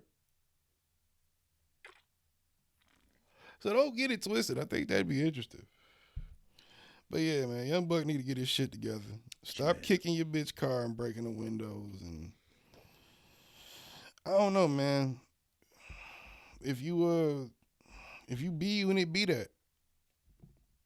No, there is no unit. There is no. Curtis Jackson said there is no unit. Curtis Jackson said he was in B unit, not G. I have not been saying G. I've been saying B, as in bozo. He was in C unit, meaning Curtis unit, nigga. That's what he was in. He was in his crew. There was I'm talking about David. I'm talking about 50 Cent, and he's saying that like there was nobody in his crew other than him and Young Buck. I mean, him and Tony Ayo. There was nobody else. Now? No, that was always. No. Look. Contracts, checks, and the releases If your of testimony, records say otherwise. look, fam, I'm gonna tell you straight Ask up. Jimmy Iovine. I'm gonna tell you straight up. FBI, come through this door right now. Blow. Hands up. What are you niggas doing? And they say, y'all know each other? I'm gonna be like, nope. I think that's a pretty hard argument to prove. I mean, you can go that route, I'm but going that's to a pretty stupid argument to take. my ass. I don't know this. I don't know you, nigga. You can say you don't know me, right? And you should say you don't know me. Let's take that right. No, okay. And George should say, if he ain't crying, then he don't know neither one of us. We hired him from YouTube. I feel like in a jury of our peers at trial, that's hard for anyone to believe considering we document the evidence. You know what I mean? Like, That shit was documented. Like, I mean, what'd you call that shit? It's 190 episodes of backlog, nigga. Thousands of hours of talking. We know each other. If you ever join the cartel, they gonna come talk to me. Shit, join the cartel and be mine. No, I don't know you. I don't know you. No, I don't know you. I'm just saying. I don't know none of y'all niggas. Matter of fact, I feel like that's pussy. I feel like that's pussy. I'm Kodak retarded. I don't know nothing about nothing. Don't offend autistic people like that. I'm offending Kodak. Gremlins deserve better. No, they don't. They do. You insult the Crip Queen. No, you don't. No, Gremlins got rights. Gremlins don't. Gremlins' lives matter. No, they don't. When you insult the Crip Queen, you do not. Sometimes you gotta steal some bubble gum and insult somebody You you do ain't not. know you was insulting, nigga. And then you realize you insulting them, you apologize, and then you steal more I bubble don't gum. give a fuck about your apology, nickel. Black Sam ain't kill him yet. He good. Yeah, He doesn't do those things. not anymore. You're talking a lot. Hey, you know what else is funny? Allegedly. You know what else is funny? I found out not too long ago, and I thought this was pretty interesting. When I found it, I came across it, and I said, you know what?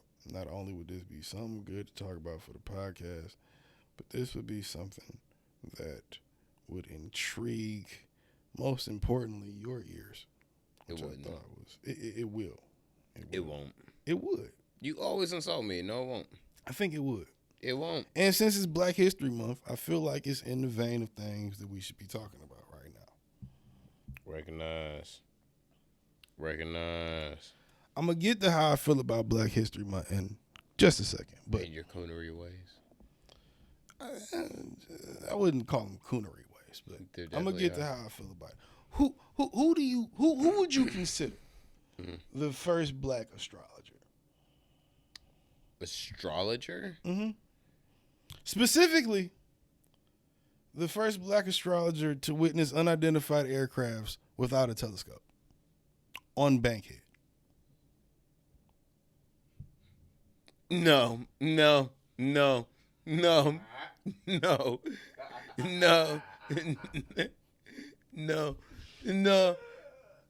No.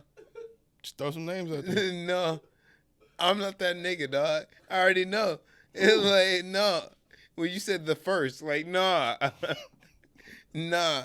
I'm Was good. it first or was it Bankhead that gave it away? The first. That's what gave it away. That's what gave it away.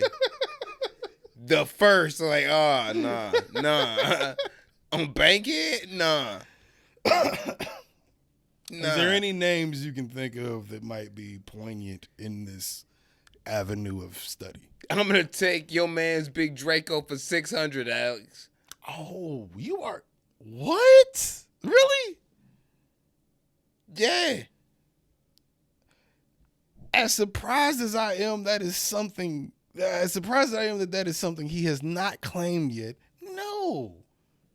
Dummy? Fabo. Who the fuck is Fabo? Oh, so I was right. I thought you got it. Fabo? Who the fuck is Fable? D4L, Laffy Taffy.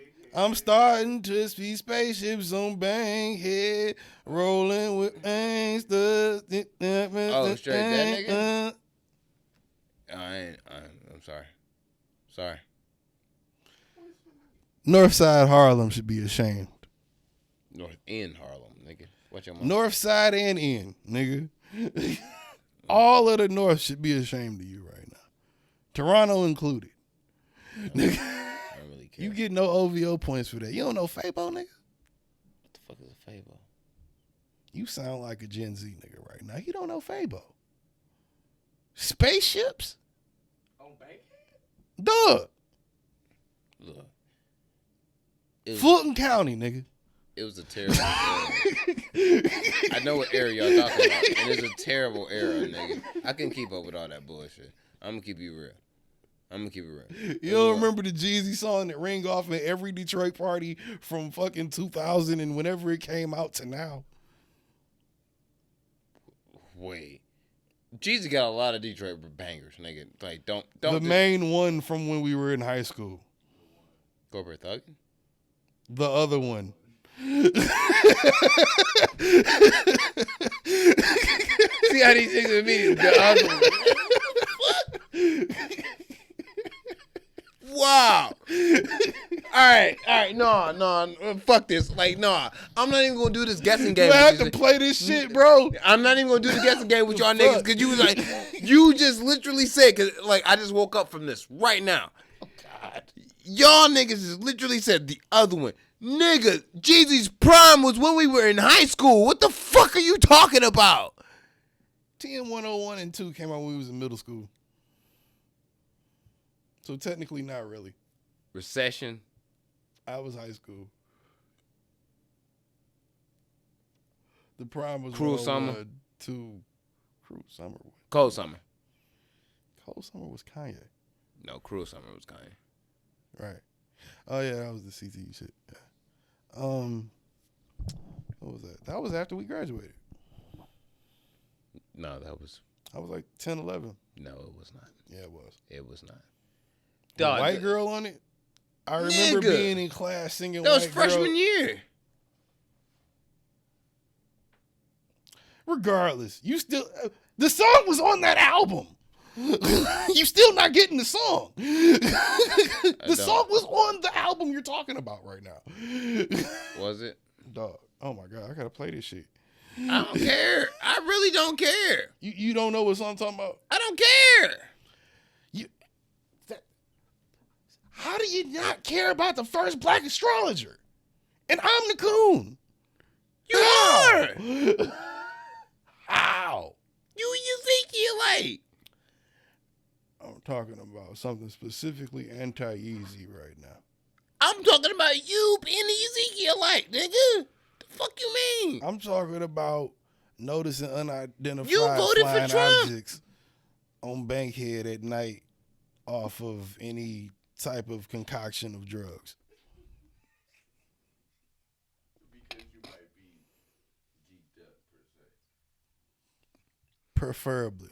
No one has said geeked up in 18 years, George. That is not true. You know when George get the turkey neck and go, what? Come on. George rocked Averex jackets. Shut up. Only because he didn't know they was out of style. That's different. Yeah. Now that he knows they out of style, he won't.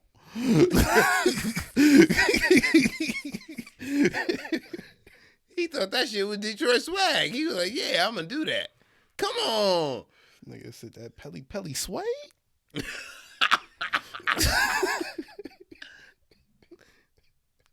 You know how long I If you work rock a Pelly, I will punch you in the face.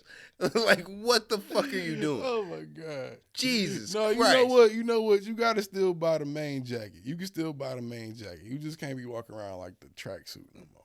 You can still buy a Pelly jacket. The main jackets is still cold. Don't do that. Let's be honest. Because the next thing he gonna tell you to walk around with some Parmesans. He gonna tell you that next. What? No, pause. Paul Mason's is liquor. Paul Mason is liquor, nigga. What? Our songs, yeah.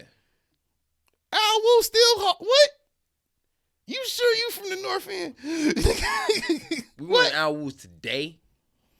I think it's definitely still niggas wearing Al Wu's today. They might also be wearing black Air Force Ones, but that's not the point. And Avirex jackets. That's the point. If you got the Al Wu on top of the Avirex, you definitely gonna rob a nigga. You definitely got. With the black forces, you looking for trouble. No, they got the Al Wu. You looking for 2003 trouble. You think there's no cameras out here. You think niggas ain't got surveillance. Ring exists, nigga. Them the pages, niggas. That's what I'm telling you. Like, bro. Don't be listening to this man. He gonna set you up some stupid shit. Hey, I'm Bob Ross, nigga. I'm just painting pictures out here. Nah. You niggas buy it if you want. Nah. Don't buy. What you telling people to do? What you mean? Nigga, you know you shouldn't be wearing Avirex and fucking Anichi in 2020. You should be 2022, nigga. I'm wearing Al Woo's with fucking black Air Force Ones either. Baby, the Al Wu. You still got to keep a pack of Air Force, a pack of black Air Force Ones, a pair of black Air Force Ones. That's my prerogative. You know what I'm saying? Like, you gotta let niggas know you will rob them. Yeah, that's why I always keep it there. like mid and low. You know I feel like if you buy black Air Force Ones just because there's a perception that niggas might rob you, you more pussy than you think you are. No, I'll rob you though. Old me would rob you. I wouldn't rob you today. I wouldn't rob nobody today. Unless you do something to me. Then I might find a reason to rob you. That's retaliation. That's different. Right. You know what I'm saying? I wouldn't just, outright, all right, sit down. But as I was still saying, the nigga in the black Air Force Ones, i.e. me, I will punch you in the face if you disrespect Rakim. Like Superman punch. Are you related to this nigga or something? What is your hang up with Rakim? What's up? Why you keep going back to this? Don't disrespect the guy, nigga. What the fuck is wrong with you? You ain't got the same energy for KRS, nigga. What's up? In my opinion, don't make better music. That's my opinion. You can be a better. You can be a more complex rapper. Only to a degree. Same That's thing. like Eminem and Royce. No, it's Eminem and Jay-Z. Just my same thing. M goes lower on the scale than me because I don't think M makes better music than Jay. I believe M is a better technical lyricist than Jay-Z. Better lyricist? No. Because in my opinion, he don't make better music than Jay-Z. Better music. Rakim makes better music than KRS-One to me. But I do believe but I do believe KRS-One is a more of a technical lyricist than Rakim. Better music because I'd say the opposite of that, but better music in the sense of you feel it more, or better music in the sense that the overall product is better. Because that's why I always say J and M is 1A and 1B. Because I can't decide which overall product is better or which one I identify more with. Value? And the reason why I can say which one I identify and more with. And the only reason I say, and I told you this before, M falls on my list every so couple years because the replay value of the shit that made him famous, in my opinion, doesn't hit the same as it does today.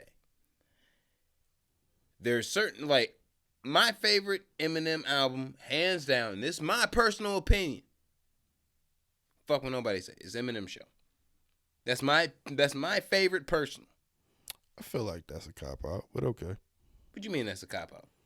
That's everybody that kind of knows anything about Eminem's favorite Eminem album. If you just know the bare minimum about Eminem, you could say that Eminem. No, it was the first Eminem album. That's his most popular album. It's the first Eminem album I bought. But that's his most popular album too. Fuck of it. That's like listening to the single and being like, the whole album's great. No, I believe it not was really. His most balanced. I believe it was his most balanced album. No, that's Recovery. Between Slim Shady, the Marshall Mathers, the Eminem shit. It That's was the Recovery. most balanced with the best music overall. You can say it's Recovery. That's to each his own. In my opinion, it's Eminem's show. But Slim Shady LP, Marshall Mathers LP do not age well at all when you become... You don't replay that shit today. You don't replay those first two albums. No, and the reason why I don't is You sound crazy. And the reason why I don't is because, like, nigga, I'm grown as fuck. You look nuts. You look nuts as hell if you are being grown up. If you being an adult with any sense and being able to, all right, yeah, I have my quarrels or whatever with my baby mama or my mom or whatever the fuck, and I can't get fucking over it. If you listening to Eminem and you worried about that shit when you doing it, that's your own personal issue. That's not the average. That's not the subject matter of the whole project. If you want to enjoy the Slim Shady LP and the Marshall Mathers LP, there's content on there that's not just murder my girlfriend, fuck my mother. If you appreciate hip hop, stop it. The content of itself to this point in time is still lyrical, still outdoing a lot of niggas today. A lot of niggas still ain't beat it. What are you talking about? Is it great? No, it's not. It also came out in 1999 and 2001. Yeah, but it's it's not your main go-to. No, is that the... If you turn on an Eminem album, I'm sure Eminem doesn't want you only turning those two albums on him. His damn self. So what are you talking about? They're just mid albums for 2022. Yeah, I'll give you that, because the content doesn't even... It's dated content on it. He talking about the Clintons and shit. How the fuck do you argue my point and then say like you agree with the point that I just made at the very because beginning? I'm asking, what is the point you're arguing? Because if that's the point you're arguing, that doesn't really make sense. But you just said it made sense. Just now. It doesn't make sense that you're arguing that is an issue with the music, to me. No, what I'm saying is that's why his fucking his placement drops as years go down to me. Because of his old albums not being playable 20 years later? Or his first two albums not being playable to the other people that are above him? Yeah. If Illmatic still rocks, what? If Reasonable Doubt still goes, what? Like, if In My Lifetime Volume 1 and 2 still go, what? Well, let's just go first. That's what I'm saying. Let's just go first. It's like what? So I'm gonna just acknowledge the fact that these albums are still fire, even longer and preempting than Slim Shady LP, Marshall Mathers LP. But wait, no. But they're still fucking good. Still hold water today, and they still can rock. Dog, the same argument goes for those other two. Let's stick with the first albums. Let's stick with those three albums you just named. The first albums. Those three guys' first albums. Illmatic, Reasonable Doubt, Slim Shady LP. Those three guys all have the same... You can argue the same thing for each of those albums. They're all dated. The average motherfucker is not turning on Reasonable Doubt unless you already like that shit and know what's going on. You already know the music on there. Unless you just started liking Jay-Z yesterday, you're not running to Reasonable Doubt if you don't already know about it. I'm saying subject matter. I'm not saying... Same shit. He's talking about cocaine dealing in the 90s. Nas is talking about a lot of different shit in Queensbridge in the 90s. Eminem's talking about insane shit that would never even ever take place in real life in the 90s and relating it to shit in the 90s. All three of them. You love your mother. I know you do. You love What the fuck does that have to do with anything? You love your mother. You love yours too, right? Yes, I do. And it's like, why the fuck? Like, I have no desire to listen to that type of shit today. So you have just as much desire to turn on Illmatic or Reasonable Doubt as you do Slim Shady LP? Or are you saying the opposite of that? No, Slim Shady LP, Reasonable Doubt come on at least 10 to 12 times before I decide to put on Slim Shady LP. Or Marshmallow LP 1. What I said we talking about first albums. So just stick with Slim Shady LP. I probably wouldn't listen to it today. Let's get past a lot of songs. I think you tripping. You tripping? I listen to the hits for nostalgia. The hits And- aren't even the highlights of the album. It's not. But the highlights So of the what are you album, talking the about? highlights of the album to me, I just don't like today. What are the highlights of the album to you, from what you remember?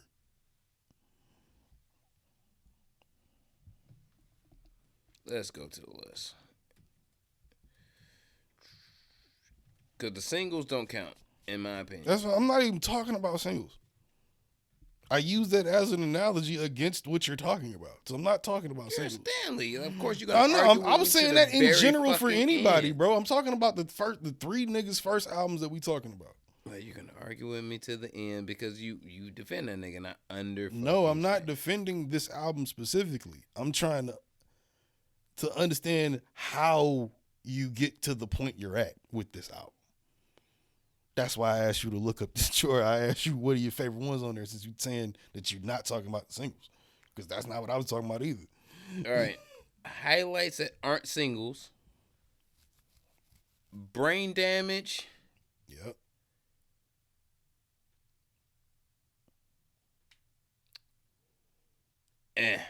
If I had, I rock with that. 97 Bonnie and Clyde. If I had was a single, that don't count. That was a single. If I had? Yeah. Okay, That whatever. was like the second single. 97 Bonnie and Clyde. That shit sounds like a fucking kidnap song today. It is a kidnap song. It's a kidnap. It's a Kill My very, Baby Mother song. it's a very kidnap baby. Like, yes, nigga. I'm saying it whole like song I'm is, saying I'm it like I'm kidnapping saying and it killing like my I'm baby saying it mother. lightly to move on. Role model. Single don't count. My fault. Yeah, not great. Come on, I love My Fault. I was just waiting for you to continue. I like that song. It's not the one I'm jumping to when I turn on that album. I'm gonna tell you the song I jump to when I turn on that album. When I want to hear some Shady LP, I go straight to Still Don't Give a Fuck. I go straight to Come On Everybody. I go straight to Brain Damage. I go straight to Guilty Conscience. That's a single. But you know what I'm saying? Like, Come on, everybody is too. Come on, everybody.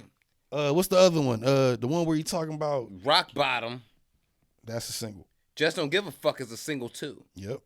So it's Guilty Conscience. As the World Turns, I'm Shady. Bad That's Meets. the one. I'm sure. I'm Bad Meets Evil. Still Don't Give a Fuck. So you as a Stanley want to put half these fucking albums as singles, which it pretty much is. They were released as singles. But That was back when you released 4 songs from a 20-song album for Nigga, singles.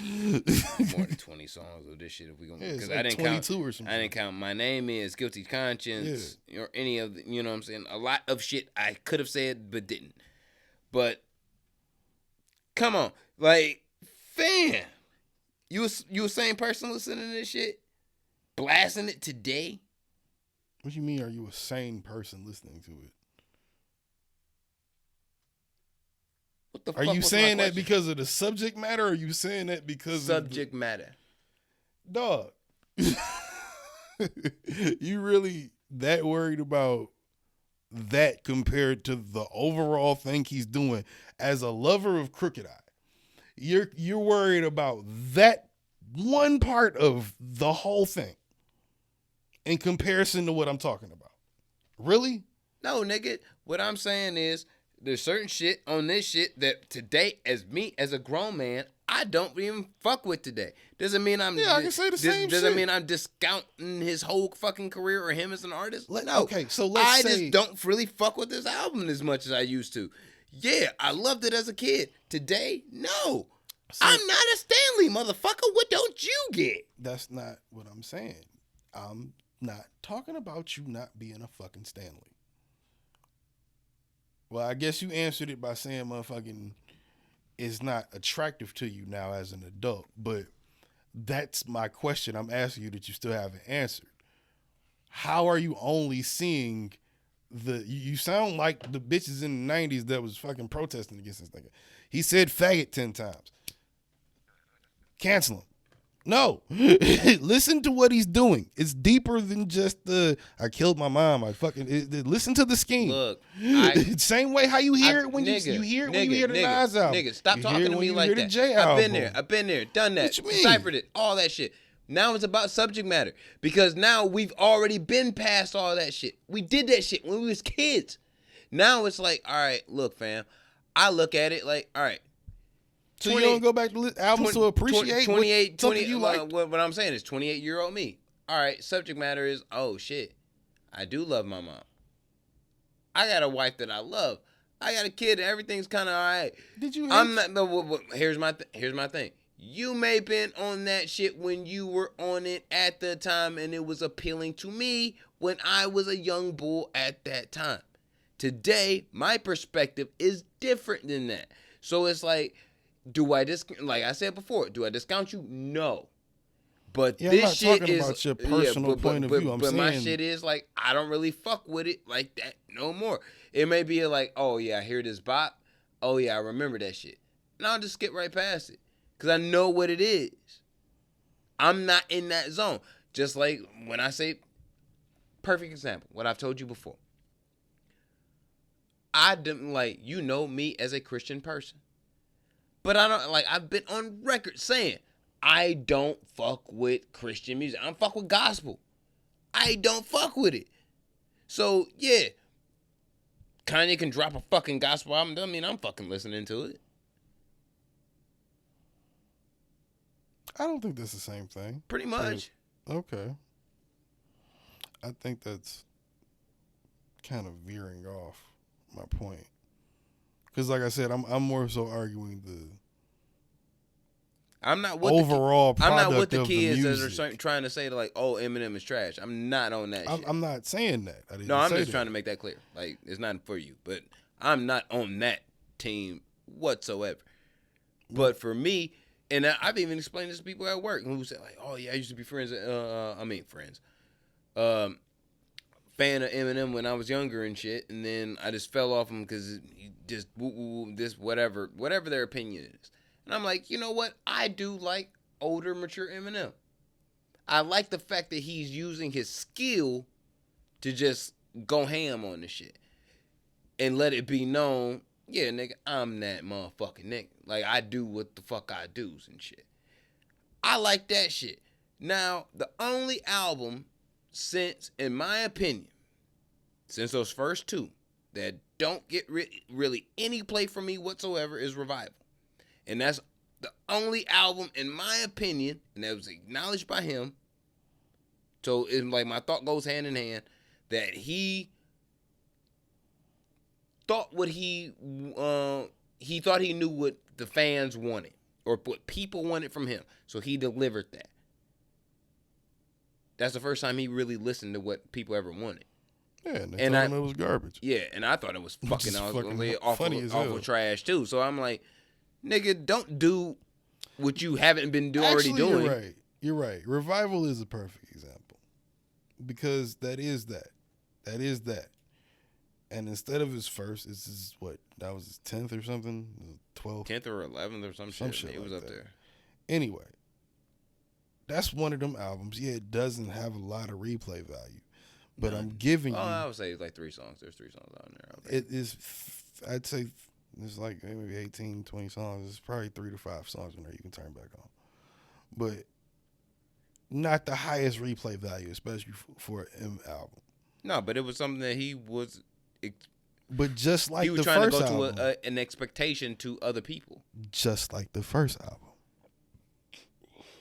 Outside of the different time, and like I said, it being dated shit on there. It's dated shit on all the albums we talking about right now. But that they were doing, Nas, J, M, fit the mold of the time for what they were doing. Yeah, you don't want to hear Slim Shady LP in 2022 from 50-year-old Eminem. Of course not. You don't want to hear Reasonable Doubt from 50-year-old Jay-Z. No, but what I would say is this: we can move into Let This Bitch Breathe and get the fuck out of here. Think about this: all the albums that we named. All right, I got one question for you. We can argue this.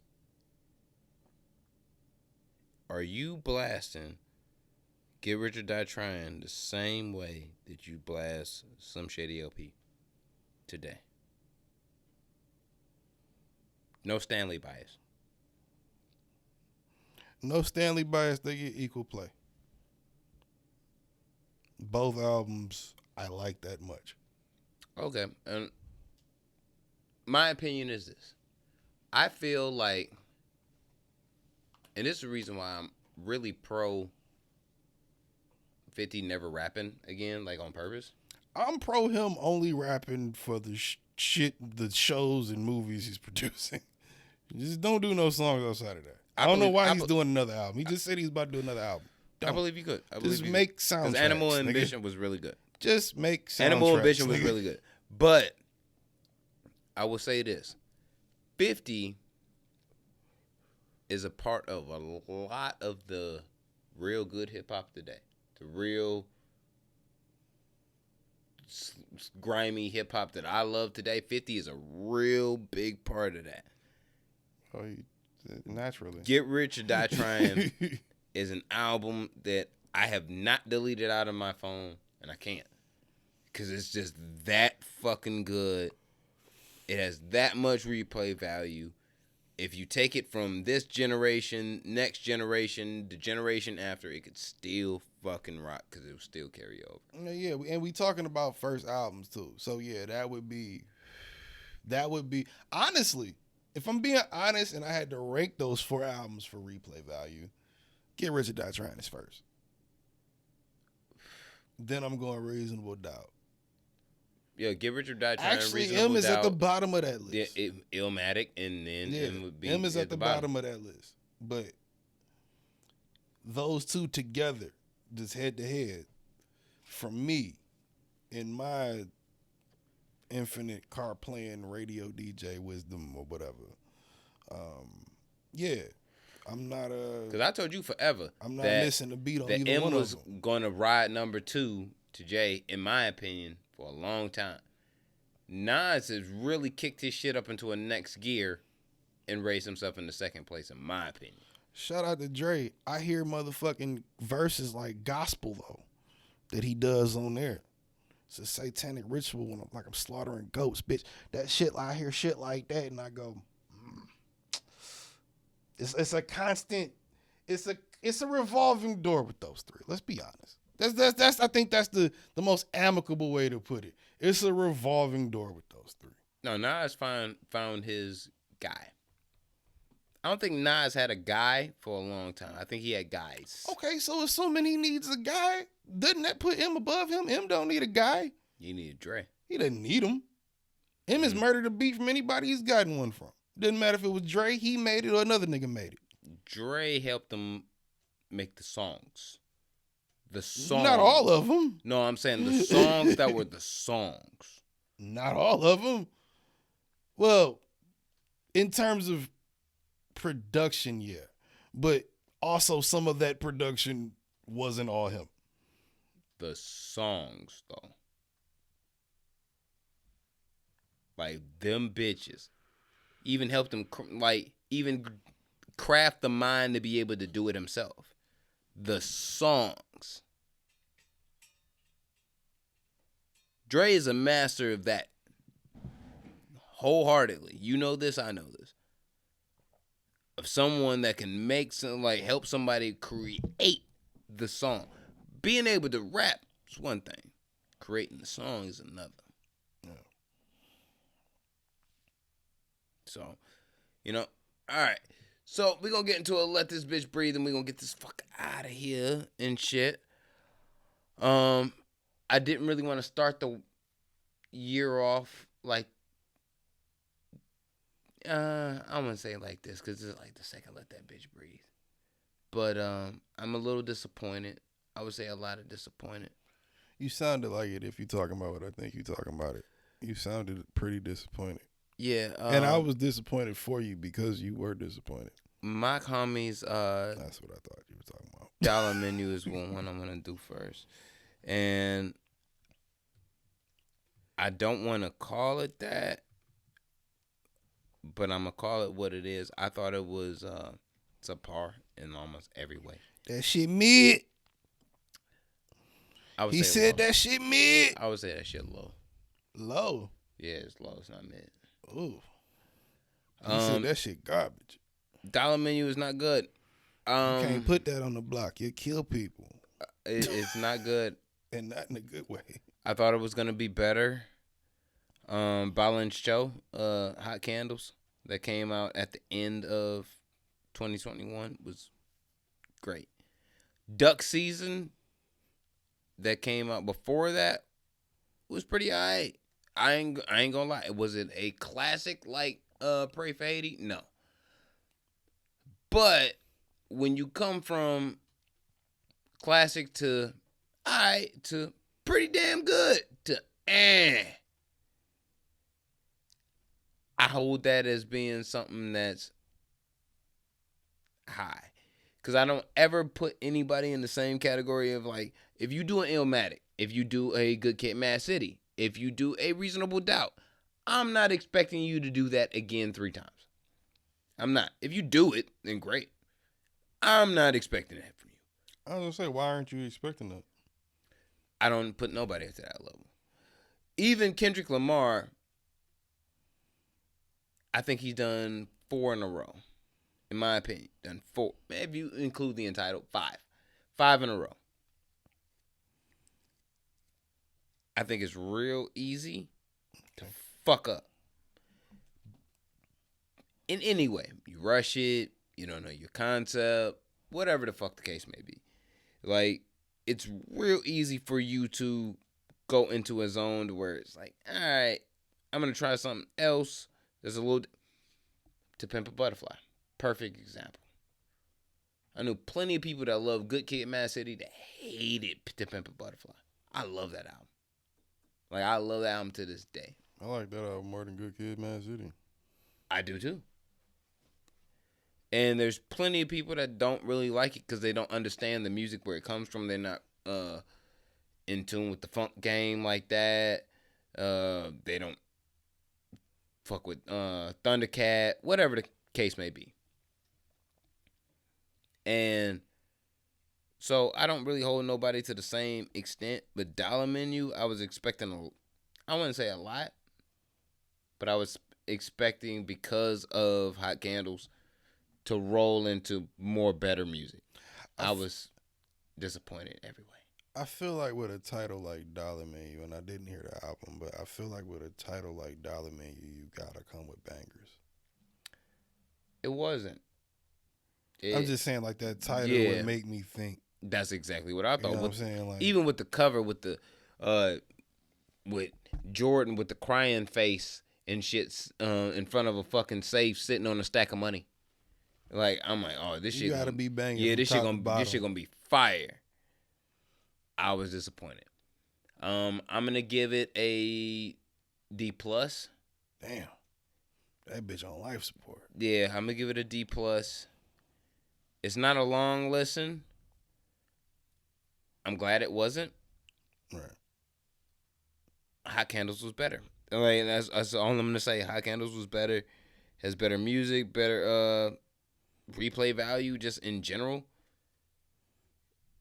I think with someone like Mike Hami, who has the nigga Haitian, pimp that motherfucking horn sound, pimp it. Like, when he used the horns and shit, and that fucking like that offbeat New Orleans shit that he be on, that shit fire every time. So pimp that shit. But that's how I feel about that. It's a D+. Check it out if you wanna. You feel me? Next on the list, I got Food for Thought, Shay Noir. Now, I fuck with her. My dream in my life is a collab song, album, it don't even matter. Seven the Genius, Crimson Alchemist, Shay Noir, and Rhapsody all on the same track. Yeah, that should definitely happen. The tsunami of bars that would come from that would be fucking phenomenal. Why do I feel like Eminem would want to produce that and then make it sound no, like stay the fuck away from it. It's gonna sound like Slaughterhouse. Like, no, I do not want that shit to sound like Slaughterhouse. I want that shit to be what it is, which would be fucking phenomenal. Like, my God, like, if he got word of that, he'd be like, Paul, fan, we got to get that. Fan. So Food for Thought, the new Shay Noir album and shit. If you not hip to Shay Noir, she from the Buff, upstate New York and shit. This nigga said the Buff like he from there. I'm not. But niggas understand the Buff. I was like about they to say, understand. did they even call it the Buff? Yeah, like they call Detroit the D. And they call Buffalo, New York, the Buff. The Buff. I guess it makes just as much sense. Okay. I mean, what you want. But anyway. Cleveland is the land. So it is the land. I didn't know it was called the land and shit until LeBron went back, nigga. Whatever. LeBron was there for 8 years. I didn't know it was called the land, nigga. Right. That's my point. That's my point. That's what I'm saying. But Shay Noir's project, food for thought and shit. The last joint that she's done since, I think 2020. When did COVID happen? 2020. Yeah, 2020. And it is straight fire. It's flames. But that comes from the 38 Special Camp and shit. But, in my opinion, Shay Noir, Rhapsody, Crimson Alchemist are some of the best female rappers in the game, period. I don't give a fuck what coast you own, period. Crimson Alchemist is the best one in that group, but okay. That's our own personal bias. I'm just letting niggas know. You better. Anyway. Top 5 on anybody's list. FemC's, period. Period. Crimson Alchemist is number 1, though. So, Shay Noir's Food for Thought, I thought was from her last project. Because this is going to be, for me, a judgment off your last project. Because everybody's had a little bit of distance in between their projects. Right. Year and a half, 2. Shay Noir's project, I would give a B+. It is definitely breathing. I have to let it simmer with me a little bit. I listened to it 3 times. And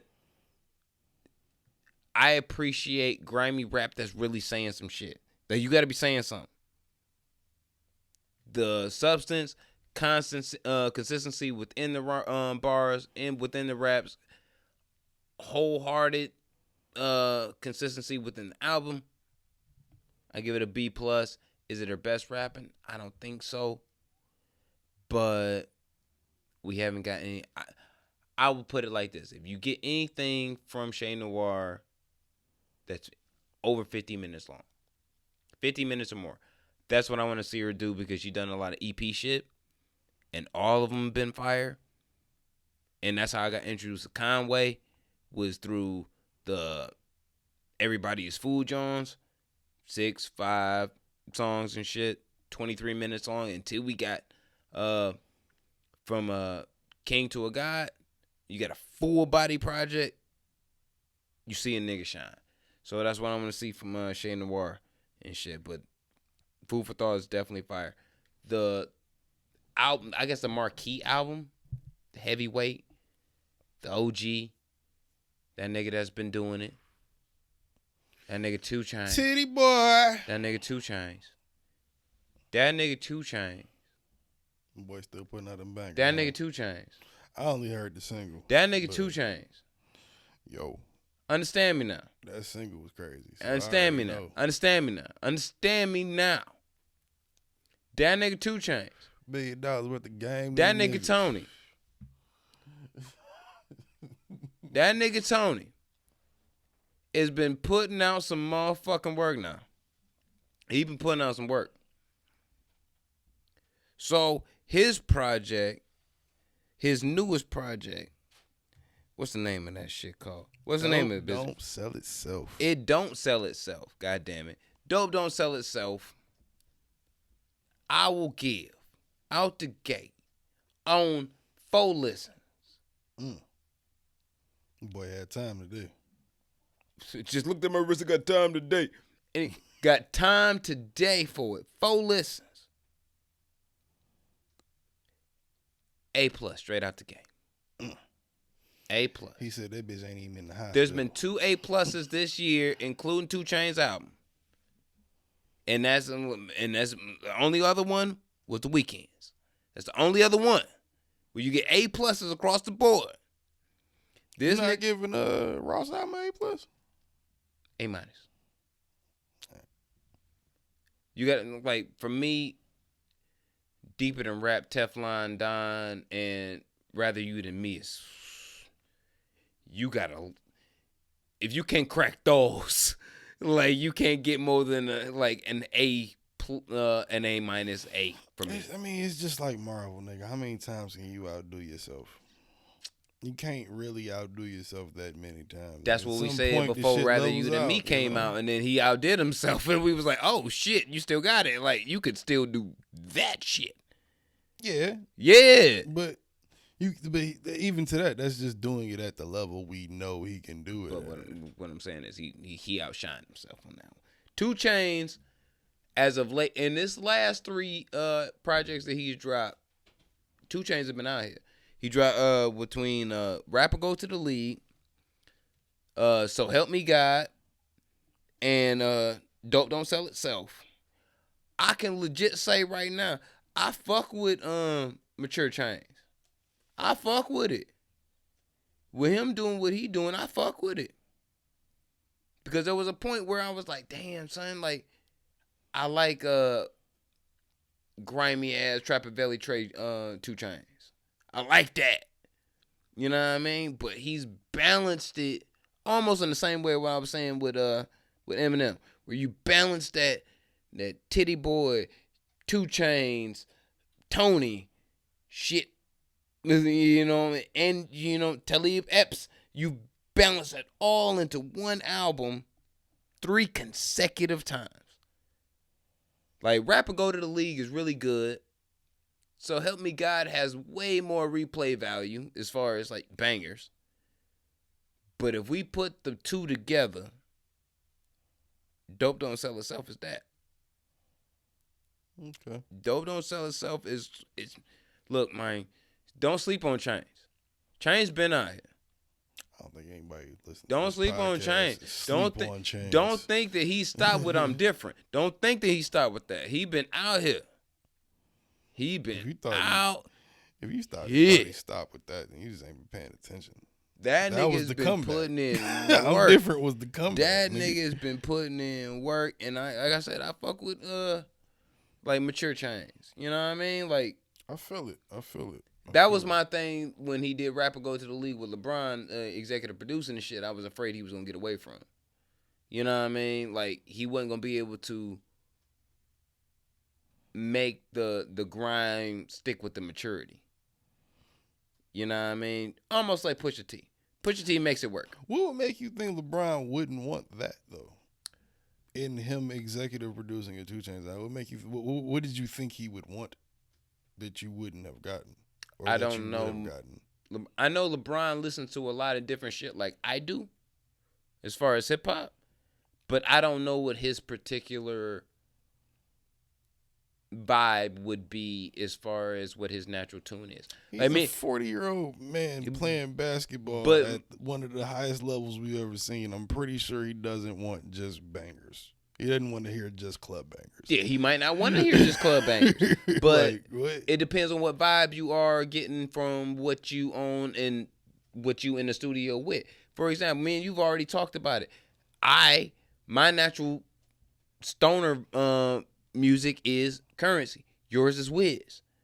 You know what I mean? Like, our differences may be just slightly different, but I'll turn on some fucking Currency when soon as I get to the crib. Phone and the motherfucking record player. Gotta go. I don't know. These days I've been more Currency. I think I used to be Currency more fire. Wiz. I've been more Currency vibe as I've gotten older. Currency fire. But I used to be in the Currency before I was in the Wiz, but then Wiz came out and it was like, oh, well, he does that same thing but better.